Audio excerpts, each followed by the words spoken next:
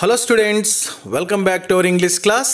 In this class, we will try to understand, analyze second year PUC new English model question paper 2024 and 25. Dear students, ಇವತ್ತಿನ ತರಗತಿಯಲ್ಲಿ ನಾವು ದ್ವಿತೀಯ PUC ಗಿರ್ತಕ್ಕಂಥ English ಸಬ್ಜೆಕ್ಟ್ಗೆ ಸಂಬಂಧಪಟ್ಟಿರುವಂಥ ಡಿಪಾರ್ಟ್ಮೆಂಟ್ನವರೇನು blue ಪ್ರಿಂಟ್ಗಳನ್ನ ಬಿಟ್ಟಿದ್ದಾರೆ, ಹಾಗೆ model questions ಪೇಪರ್ಗಳನ್ನ ಬಿಟ್ಟಿದ್ದಾರೆ.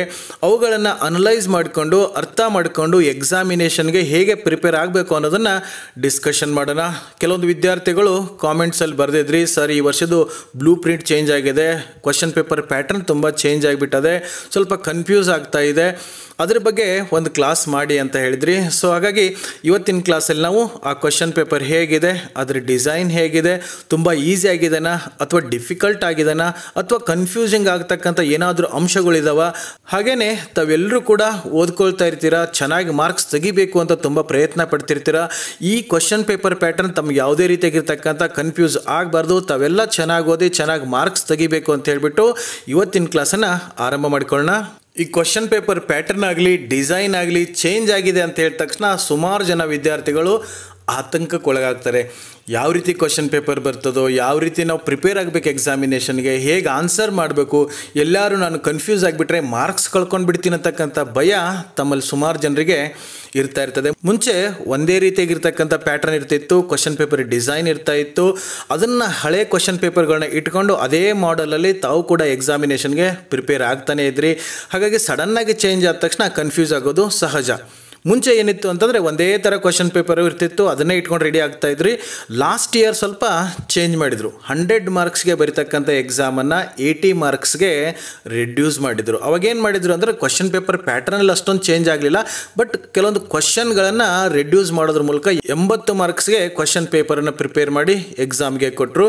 But ಈ ವರ್ಷ ಸ್ವಲ್ಪ ಚೇಂಜ್ ಮಾಡಿಬಿಟ್ಟಿದ್ದಾರೆ. ಹಾಗಾದರೆ ಏನೇನು ಚೇಂಜ್ ಆಗಿದೆ ಅಲ್ವಾ? ಈ ಕ್ವಶನ್ ಪೇಪರ್ ಪ್ಯಾಟರ್ನ್ ಚೇಂಜ್ ಆಗಿದ್ದ ತಕ್ಷಣ ತಮ್ಮ ಮನಸ್ಸಲ್ಲಿ ಕೆಲವೊಂದು ಪ್ರಶ್ನೆಗಳು ಸಹಜವಾಗಿ ಬರ್ತವೆ. Is it easy or difficult? ಈಗ ಹೊಸದಾಗಿ ಬಂದಿರತಕ್ಕಂಥ ಪ್ಯಾಟರ್ನ್ ಮುಂಚೆ ಇರೋ ಕ್ವಶನ್ ಪೇಪರ್ಗಿಂತ ಈಸಿ ಆಗಿರ್ತದ ಅಥವಾ ಡಿಫಿಕಲ್ಟ್ ಆಗಿರ್ತದ? ಹಾಗೆಯೇ ವಾಟ್ ಆರ್ ದ ಚೇಂಜಸ್? ಹಾಗಾದರೆ ಹಳೆ ಕ್ವಶನ್ ಪೇಪರ್ಗಳಿಗೂ ಈ ಕ್ವಶನ್ ಪೇಪರ್ನಲ್ಲೂ ಏನು ಚೇಂಜಸ್ ಇದೆ, ಅಂಥದ್ದೇನು ಬದಲಾವಣೆ ಮಾಡಿದ್ದಾರೆ ಅನ್ನತಕ್ಕಂಥದ್ದು ತಮಗನ್ಸುತ್ತೆ. ಹಾಗೆ ಬ್ಲೂ ಪ್ರಿಂಟ್ ಬಗ್ಗೆನೂ ಕೂಡ ಕೆಲವೊಬ್ಬರಿಗೆ ಕನ್ಫ್ಯೂಷನ್ ಇರ್ತದೆ. ಹಾಗೆಯೇ ಇದೆಲ್ಲವನ್ನು ನೋಡಿಕೊಂಡು ನಾವು how to prepare for exam ಅನ್ನುವಂಥ ಪ್ರಶ್ನೆಗಳು ಸಾಮಾನ್ಯವಾಗಿದ್ದೇ ಇರ್ತವೆ. ಹಾಗಾದರೆ ಇವೆಲ್ಲದಕ್ಕೂ ಇವಾಗ ಒಂದೊಂದಾಗಿ ಉತ್ತರಗಳನ್ನ ಕಂಡುಕೊಳ್ಳೋದಕ್ಕೆ ಸ್ಟಾರ್ಟ್ ಮಾಡೋಣ. ಡಿಯರ್ ಸ್ಟೂಡೆಂಟ್ಸ್, ನಾನು ಆರಂಭದಲ್ಲೇ ಹೇಳ್ಬಿಡ್ತೀನಿ, ಈ ಕ್ವಶನ್ ಪೇಪರ್ ಚೇಂಜ್ ಆಗಿದೆ, ಬ್ಲೂ ಪ್ರಿಂಟ್ ಬಂದದೆ, ಡಿಸೈನ್ ಹೆಂಗಿರ್ತದೋ ಹಾಗಿರ್ತದೆ ಹೀಗಿರ್ತದೆ ಅಂತ ಹೇಳ್ಬಿಟ್ಟು ಯಾರ್ಯಾರೋ ತಮಗೆ ಏನೇನೋ ಹೇಳಿಬಿಟ್ಟು ಭಯ ಪಡಿಸ್ತಕ್ಕಂಥದ್ದು ನಡೀತಾ ಇರ್ತದೆ. ತಾವು ಯಾರೂ ಕೂಡ ಭಯ ಪಟ್ಕೊಳ್ತಕ್ಕಂಥ ಅವಶ್ಯಕತೆ ಇಲ್ಲ. ಹಿಂದಿನ ಪ್ರಶ್ನೆ ಪತ್ರಿಕೆಗಳಿಗೆ ಹೋಲಿಸಿದರೆ ಇವಾಗ ಬಿಟ್ಟಿರ್ತಕ್ಕಂಥ ಪ್ರಶ್ನೆ ಪತ್ರಿಕೆ ತುಂಬ ಈಸಿ ಇದೆ, ತಾವು ಸ್ಕೋರ್ ಮಾಡೋದಕ್ಕೂ ಕೂಡ ತುಂಬ ಈಸಿ ಆಗಿದೆ ಅಂತ ಹೇಳ್ತಾ, ಈಗ ಈ ಕ್ವಶನ್ ಪೇಪರ್ ಡಿಸೈನ್ ನೋಡೋದಕ್ಕಿಂತ ಮುಂಚೆ ಸ್ಟಾರ್ಟಿಂಗಲ್ಲಿನೇ ಡಿಪಾರ್ಟ್ಮೆಂಟ್ನವರು ಒಂದು ಸರ್ಕ್ಯುಲರ್ನ ಬಿಟ್ಟಿದ್ರು, ಸುತ್ತೋಲೆಯನ್ನು ಹೊರಡಿಸಿದ್ರು. ಅದರಲ್ಲಿ ಏನಿದೆ ಅನ್ನೋದನ್ನು ನೋಡಿಕೊಂಡು ನಾವು ಮುಂದೆ ಹೋಗೋಣ. ಈ ಶಾಲಾ ಶಿಕ್ಷಣ ಇಲಾಖೆ ಅಂದರೆ ಕರ್ನಾಟಕ ಶಾಲಾ ಪರೀಕ್ಷೆ ಮತ್ತು ಮೌಲ್ಯ ನಿರ್ಣಯ ಮಂಡಳಿಯವರು ಒಂದು ಸುತ್ತೋಲೆ ಹೊರಡಿಸಿದ್ರು. ದಿನಾಂಕ 11/9/2024 ಅಂದರೆ ಇದೇ ತಿಂಗಳು 11ನೇ ತಾರೀಕಿಗೆ ಒಂದು ಸುತ್ತೋಲೆಯನ್ನು ಹೊರಡಿಸಿದ್ರು. ಅದರಲ್ಲಿ ಏನು ಹೇಳ್ತಾರೆ ಅನ್ನೋದು ನೋಡಿಕೊಂಡೇ ನಾವು ಮುಂದೆ ಹೋಗೋಣ. ಈ ಸುತ್ತೋಲೆಯಲ್ಲಿ ಸುಮಾರು ಪಾಯಿಂಟ್ಸ್ಗಳನ್ನ ಅವ್ರು ಹೇಳ್ತಾ ಹೋಗಿದ್ದಾರೆ. ಅವೆಲ್ಲವುಗಳನ್ನ ತಮ್ಮ ಗಮನಕ್ಕೆ ತರೋದಕ್ಕೆ ಇಷ್ಟಪಡಲ್ಲ, ಆದರೆ ತಾವು ಕೇರ್ಫುಲ್ಲಾಗಿ ಒಂದೆರಡು ಪಾಯಿಂಟನ್ನು ನೋಡ್ಕೋಬೇಕಾಗತ್ತೆ. ಅದು ಯಾವುದು ಅಂತ ಇಲ್ಲಿ ನೋಡ್ಕೊಳ್ಳಿ. ಆ ಸರ್ಕ್ಯುಲರ್ ಇರ್ತಕ್ಕಂಥ ಮೊದಲನೇ ಪಾಯಿಂಟ್ ಯಾವುದು ಅಂದರೆ, ಈ ಹಿಂದೆ ಲಿಖಿತ ಪರೀಕ್ಷೆ 100 ಅಂಕಗಳ ಪ್ರಶ್ನೆ ಪತ್ರಿಕೆಯನ್ನು ಉತ್ತರಿಸಲು ಪರೀಕ್ಷೆಯಲ್ಲಿ 3 ಗಂಟೆ 15 ನಿಮಿಷಗಳ ಕಾಲಾವಕಾಶ ನೀಡಲಾಗುತ್ತಿತ್ತು. ಈಗ ಗರಿಷ್ಠ 70 ಅಥವಾ 80 ಅಂಕಗಳ ಪ್ರಶ್ನೆ ಪತ್ರಿಕೆಗಳಿಗೆ ಉತ್ತರಿಸಬೇಕಾಗಿರುವುದರಿಂದ ಲಿಖಿತ ಪರೀಕ್ಷಾ ಅವಧಿಯನ್ನು 3 ಗಂಟೆಗೆ ನಿಗದಿಪಡಿಸಲಾಗಿದೆ. ವಿದ್ಯಾರ್ಥಿಗಳು ಪ್ರಶ್ನೆ ಪತ್ರಿಕೆಯನ್ನು ಓದಿಕೊಳ್ಳಲು 15 ನಿಮಿಷ ಕಾಲಾವಕಾಶವನ್ನು ಕೊಟ್ಟಿದ್ದಾರೆ. ಹಾಗೆಯೇ ಆನ್ಸರ್ ಬರೆಯೋದಕ್ಕೆ ಉತ್ತರಿಸಲು 2 ಗಂಟೆ 45 ನಿಮಿಷಗಳ ಕಾಲಾವಕಾಶವನ್ನು ನೀಡಿದ್ದಾರೆ. ತಾವು ಸ್ವಲ್ಪ ಇಲ್ಲಿ ಕೇರ್ಫುಲ್ ಆಗಿರಿ. ಮುಂಚೆ ಥರ 15 ನಿಮಿಷ ಮುಂಚೆನೇ ಕ್ವಶನ್ ಪೇಪರ್ ಕೊಡ್ತಾರೆ, ಆಮೇಲೆ ಬರೆಯೋದಕ್ಕೂ 3 ಗಂಟೆ ಕೊಡ್ತಾರೆ ಅಂತ ತಾವು ಕೇರ್ಲೆಸ್ ಆಗಿರಕ್ಕೆ ಹೋಗಬೇಡಿ. ಮುಂಚೆ ಬರೆಯೋದಕ್ಕೆ 3 ಗಂಟೆ ಇದ್ದರೆ ಓದೋದಕ್ಕಂತಲೇ 15 ನಿಮಿಷ ಎಕ್ಸ್ಟ್ರಾ ಮುಂಚೆ ಕ್ವಶನ್ ಪೇಪರ್ ಕೊಡ್ತಾಯಿದ್ರು. ಬಟ್ ಇವಾಗ ಕ್ವಶನ್ ಪೇಪರ್ ಮುಂಚೆನೇ ಕೊಟ್ಟು 15 ನಿಮಿಷ ಓದ್ಕೊಂಡು ಆದಮೇಲೆ ತಾವು ಬರೆಯೋಕ್ಕೆ ಸ್ಟಾರ್ಟ್ ಮಾಡಬೇಕು. ಬಟ್ ತಾವು ಬರೆಯೋಕ್ಕೆ ಸ್ಟಾರ್ಟ್ ಮಾಡಿದಾಗ ತಮಗೆ 2.25 ಗಂಟೆ ಅಂದರೆ 2 ಗಂಟೆ 45 ನಿಮಿಷಗಳು ಮಾತ್ರ ಅಲ್ಲಿರ್ತದೆ. 3 ಗಂಟೆಗೆ ಅದನ್ನು ರೆಡ್ಯೂಸ್ ಮಾಡಿದರೆ ತಾವು ಅದನ್ನು ಮನಸ್ಸಿನಲ್ಲಿ ಇಟ್ಕೊಂಡು ಅಷ್ಟೇ ಸ್ಪೀಡಾಗಿ ಬರೆಯೋದಕ್ಕೆ ಅಭ್ಯಾಸ ಮಾಡಿ. ಇದು ಮೊದಲನೇ ಪಾಯಿಂಟ್. ಇನ್ನು ನೆಕ್ಸ್ಟ್ ಅದರಲ್ಲಿ ಪಾಯಿಂಟ್ ನಂಬರ್ 5 ಒಂದಿದೆ. ಅದನ್ನು ತಾವು ತುಂಬ ಕೇರ್ಫುಲ್ಲಾಗಿ ಓದ್ಕೊಳ್ಳಿ. ಸುಮಾರು ಜನ ವಿದ್ಯಾರ್ಥಿಗಳು ಇದರಿಂದನೇ ಕನ್ಫ್ಯೂಸ್ ಆಗ್ತಿರ್ತೀರ, ಮಿಸ್ಲೀಡ್ ಆಗ್ತಿರ್ತೀರ, ಮಿಸ್ಗೈಡ್ ಕೂಡ ಮಾಡ್ತಾ ಇರ್ತಾರೆ. ಅದು ಏನು ಅನ್ನೋದನ್ನು ಇವಾಗಲೇ ಸ್ಟಾರ್ಟಿಂಗಲ್ಲಿ ಸ್ಪಷ್ಟವಾಗಿ ತಿಳ್ಕೊಂಡ್ಬಿಡಿ. ಅಲ್ಲೇನಿದೆ ನೋಡಿ, ಪ್ರತಿ ಮಾದರಿ ಪ್ರಶ್ನೆ ಪತ್ರಿಕೆಯು ಪ್ರತ್ಯೇಕ ನೀಲನಕ್ಷೆ ಅಥವಾ ಬ್ಲೂ ಪ್ರಿಂಟ್ ಅಂತ ಏನು ಕರಿತೀವಿ ಹೊಂದಿದ್ದು, ಈ ನೀಲನಕ್ಷೆಗಳು ಕೊಟ್ಟಿರುವ ಮಾದರಿ ಪ್ರಶ್ನೆ ಪತ್ರಿಕೆಗಳಿಗೆ ಮಾತ್ರ ಸೀಮಿತವಾಗಿರ್ತವೆ. ತಾವಿದನ್ನು ನೀಟಾಗಿ ಅರ್ಥ ಮಾಡ್ಕೊಳ್ಳಿ. ಯಾವುದೋ ಒಂದು ಬ್ಲೂ ಪ್ರಿಂಟ್ ಇಟ್ಕೊಂಡು ಇದು ಹೊಸದಾಗಿ ಬ್ಲೂ ಪ್ರಿಂಟ್ ಬಂದದೆ, ಆ್ಯನ್ಯುವಲ್ ಎಕ್ಸಾಮಲ್ಲೂ ಹಿಂಗೆ ಕೇಳ್ತಾರೆ, ಇದೇ ಪಾಠದಿಂದ ಈ ಪಾಠದಿಂದ ಇದೇ ಪ್ರಶ್ನೆಗಳು ಬರ್ತವೆ, ಇಷ್ಟು ಮಾರ್ಕ್ಸ್ ಪ್ರಶ್ನೆಗಳು ಬರ್ತವೆ ಅಂತ ತಾವು ರೆಡಿ ಆಗಕ್ಕೆ ಹೋಗಬೇಡಿ. ಯಾಕಂದರೆ ಅಲ್ಲಿ ಡಿಪಾರ್ಟ್ಮೆಂಟ್ನವ್ರು ಬಿಟ್ಟಿರ್ತಕ್ಕಂಥ ಬ್ಲೂ ಪ್ರಿಂಟ್ಗಳು ಹೇಗಿರ್ತದೆ ಅಂದರೆ, ಅಲ್ಲಿ ಮಾಡೆಲ್ ಕ್ವಶನ್ ಪೇಪರ್ ಬಿಟ್ಟಿರ್ತಾರಲ್ಲ, ಆ ಮಾಡೆಲ್ ಕ್ವಶನ್ ಪೇಪರ್ದು ಬ್ಲೂ ಪ್ರಿಂಟೇ ಹೊರತು ಆ್ಯನ್ಯುವಲ್ ಎಕ್ಸಾಮದು ಬ್ಲೂ ಪ್ರಿಂಟ್ ಅಲ್ಲ. ಮೊದಲು ಇದನ್ನು ಕ್ಲಿಯರಾಗಿ ಅರ್ಥ ಮಾಡ್ಕೊಳ್ಳಿ. ಸುಮಾರು ಜನ ಕೇಳೋದು ಹಾಗೇನೆ, ಅಲ್ಲ ಸರ್ ಅಲ್ಲಿ ಈ ಪಾಠದಿಂದ 4 ಮಾರ್ಕ್ಸ್ ಕ್ವಶನ್ ಕೇಳ್ತೀನಿ ಅಂದ್ರಲ್ಲ, ಅದರಿಂದ 4 ಮಾರ್ಕ್ಸ್ ಅಷ್ಟೇ ಬರ್ತದೆ ಅಂತ ತಾವು ಅಂದ್ಕೊಳ್ಳೋಕೆ ಹೋಗಬೇಡಿ. ನೀಲನಕ್ಷೆಯು ಒಂದೇ ವಿಷಯದ ಬೇರೆ ಬೇರೆ ಪ್ರಶ್ನೆ ಪತ್ರಿಕೆಗಳಿಗೆ ಬೇರೆ ಬೇರೆ ಆಗಿರ್ತದೆ. ಸೊ ಹಾಗಾಗಿ ಇವಾಗ ಡಿಪಾರ್ಟ್ಮೆಂಟ್ನವ್ರ ವೆಬ್ಸೈಟಲ್ಲಿ ಏನು ಬ್ಲೂ ಪ್ರಿಂಟನ್ನು ಬಿಟ್ಟಿದ್ದಾರೆ, ಅದು ಈಗ ಬಿಟ್ಟಿರ್ತಕ್ಕಂಥ ಮಾಡೆಲ್ ಕ್ವಶನ್ ಪೇಪರ್ಗೆ ಮಾತ್ರ. ಆದರೆ ಆ್ಯನ್ಯುವಲ್ ಎಕ್ಸಾಮ್ ಕ್ವಶನ್ ಪೇಪರ್ಗೆ ಬ್ಲೂ ಪ್ರಿಂಟ್ ಚೇಂಜ್ ಆಗಿರ್ತದೆ. ಹಾಗಾದರೆ ಕಂಪ್ಲೀಟ್ ಚೇಂಜ್ ಆಗಿರ್ತದೆ ಸರ್ ಅನ್ನೋಕೋಬೇಡಿ, ಇದರಂಗೆ ಇರ್ತದೆ. ಬಟ್ ಯಾವ ಪಾಠಕ್ಕೆ 3 ಮಾರ್ಕ್ಸ್ ಕೇಳಿರ್ತಾರೆ ಅಲ್ಲಿ 4 ಮಾರ್ಕ್ಸ್ ಕೇಳ್ಬೋದು, ಯಾವ ಪಾಠದಿಂದ 2 ಮಾರ್ಕ್ಸ್ ಕ್ವಶನ್ ಬಂದಿರ್ತದೆ ಅದಕ್ಕೆ 3 ಮಾರ್ಕ್ಸ್ ಕೇಳ್ಬೋದು. ಇಂಥ ಚಿಕ್ಕ ಪುಟ್ಟ ಬದಲಾವಣೆಗಳು ಆಗ್ತಾ ಇರ್ತವೆ. ಅದು ಹೇಗೆ ಅನ್ನೋದನ್ನು ಮುಂದೆ ನೋಡ್ತಾ ಹೋಗೋಣ. ಇನ್ನು ಹಳೆ ಕ್ವಶನ್ ಪೇಪರ್ಗಳಿಗೂ ಹೊಸ ಕ್ವಶನ್ ಪೇಪರ್ಗೂ ಏನು ಡಿಫ್ರೆನ್ಸ್ ಇದೆ ಅನ್ನೋದನ್ನು ನೋಡೋದಕ್ಕಿಂತ ಮುಂಚೆ ಅಲ್ಲಿ ವೇಟೇಜನ್ನು ಕೊಟ್ಟಿದ್ದಾರೆ, ಸ್ವಲ್ಪ ಅದನ್ನು ನೋಡ್ಕೊಂಡು ಮುಂದೆ ಹೋಗೋಣ. ತಮ್ಮೆಲ್ಲರಿಗೂ ಗೊತ್ತು, ಅಲ್ಲಿ 120 ಗಂಟೆ ಕ್ಲಾಸ್ ಮಾಡಬೇಕಂತ ಇರ್ತದೆ. ಈಗ ಇಂಗ್ಲೀಷ್ ಸಬ್ಜೆಕ್ಟ್ ಅದು ಪಾಠ ಪೋಯಮ್ ಆಗಿರ್ಬೋದು ಅಥವಾ ಗ್ರಾಮರ್ ಆಗಿರ್ಬೋದು, ಟೋಟಲ್ ಎಲ್ಲ ಸೇರಿ 120 ಕ್ಲಾಸ್ಗಳಲ್ಲಿ ಮುಗಿಸ್ಬೇಕಂತ ಇರ್ತದೆ. ಈಗ ಒಂದೊಂದು ಕ್ಲಾಸ್ಗೆ ಒಂದೊಂದು ಮಾರ್ಕ್ಸ್ ಅಂತ ಅವ್ರು ಲೆಕ್ಕ ಹಾಕ್ಕೊಂಡು 120 ಮಾರ್ಕ್ಸಿನ ಕ್ವಶನ್ ಪೇಪರ್ ತಮ್ಮ ಕೈಗೆ ಕೊಡ್ತಾರೆ. ತಾವು ಕನ್ಫ್ಯೂಸ್ ಆಗ್ಬೋದು, ಆ ಕ್ವಶನ್ ಪೇಪರ್ 120 ಮಾರ್ಕ್ಸ್ಗಿದ್ರೆ ನಾವು ಬರೀಬೇಕಾಗಿದ್ದು 80 ಮಾರ್ಕ್ಸ್ಗಲ್ವ ಸರ್ ಅಂತ ಕನ್ಫ್ಯೂಸ್ ಆಗಕ್ಕೆ ಹೋಗಬೇಡಿ. ಇನ್ನುಳಿದಿರ್ತಕ್ಕಂಥ ಕ್ವಶನ್ಗಳು ಆಪ್ಷನ್ ಆಗಿರ್ತವೆ, ಅಲ್ಲಿ ಚಾಯ್ಸ್ ಇರ್ತದೆ ಅಲ್ವಾ. 120 ಮಾರ್ಕ್ಸಿನ ಕ್ವಶನ್ಗಳಿದ್ರೆ ನೀವು ಬರೀಬೇಕಾಗಿದ್ದು 80 ಮಾರ್ಕ್ಸಿನ ಕ್ವಶನ್ಗಳಿಗೆ ಮಾತ್ರ. ಇನ್ನುಳಿದಿರ್ತಕ್ಕಂಥವು ಚಾಯ್ಸ್ ಇರ್ತದೆ. ಹಾಗೆಯೇ ಡಿಫಿಕಲ್ಟಿ ಲೆವೆಲ್, ಈಸಿ ಲೆವೆಲ್ ಹೇಗಿರ್ತಾರೆ ಅನ್ನೋದಕ್ಕೂ ಕೂಡ ಅಲ್ಲಿ ಕೊಟ್ಟಿದ್ದಾರೆ. ಈಸಿ 40% ಇರ್ತದೆ, ಮಾಡರೇಟ್ 40% ಇರ್ತದೆ, ಹಾಗೆಯೇ ಡಿಫಿಕಲ್ಟ್ 20% ಇರ್ತದೆ ಅಂತ ಕೊಟ್ಟಿದ್ದಾರೆ. ಈ ಈಸಿ ಮತ್ತು ಮಾಡ್ರೇಟ್ ಏನಿದ್ದಾವೆ, ಮೀಡಿಯಮ್ ಟೈಪ್ ಕ್ವಶನ್ ಇರ್ತಾವಲ್ಲ, ಇದೇ ನಮಗೆ 80% ಬರೋದ್ರಿಂದ ತಮ್ಮ ಕ್ವಶನ್ ಪೇಪರ್ಲಿ 80% ಕ್ವಶನ್ಸ್ಗಳು ಸ್ವಲ್ಪ ಈಸಿಯಾಗಿ ತಾವು ಆನ್ಸರ್ ಮಾಡೋ ಥರನೇ ಇರ್ತವೆ. ಇನ್ನು 20% ಮಾತ್ರ ಅವರು ಡಿಫಿಕಲ್ಟ್ ಲೆವೆಲ್ ಅಂತ ಕೊಟ್ಟಿದ್ದಾರೆ. ಡಿಫಿಕಲ್ಟ್ ಅಂತಂದರೆ ಏನು, ತುಂಬ ಕನ್ಫ್ಯೂಸ್ ಆಗುವಂಥದ್ದು ಏನೂ ಇಲ್ಲ, ಸ್ವಲ್ಪ ನಾವು ಅರ್ಥ ಮಾಡಿಕೊಂಡು ಅನಲೈಸ್ ಮಾಡಿಕೊಂಡು ಅದನ್ನು ಬರಿಬೇಕಾಗತ್ತೆ, ಇಷ್ಟೇ. ಅಲ್ಲಿ ಕೆಲವೊಂದು ಪದಗಳನ್ನ ಬಳಸಿದ್ದಾರೆ ತಮ್ಮ ಬ್ಲೂ ಪ್ರಿಂಟಲ್ಲಿ. ಲಾಟ್ಸ್ ಅಥವಾ ಹಾಟ್ಸ್ ಅಂತ ಕೊಟ್ಟಿದ್ದಾರೆ. ಲಾಟ್ಸ್ ಅಂತಂದರೆ ಲೋವರ್ ಆರ್ಡರ್ ಥಿಂಕಿಂಗ್ ಸ್ಕಿಲ್.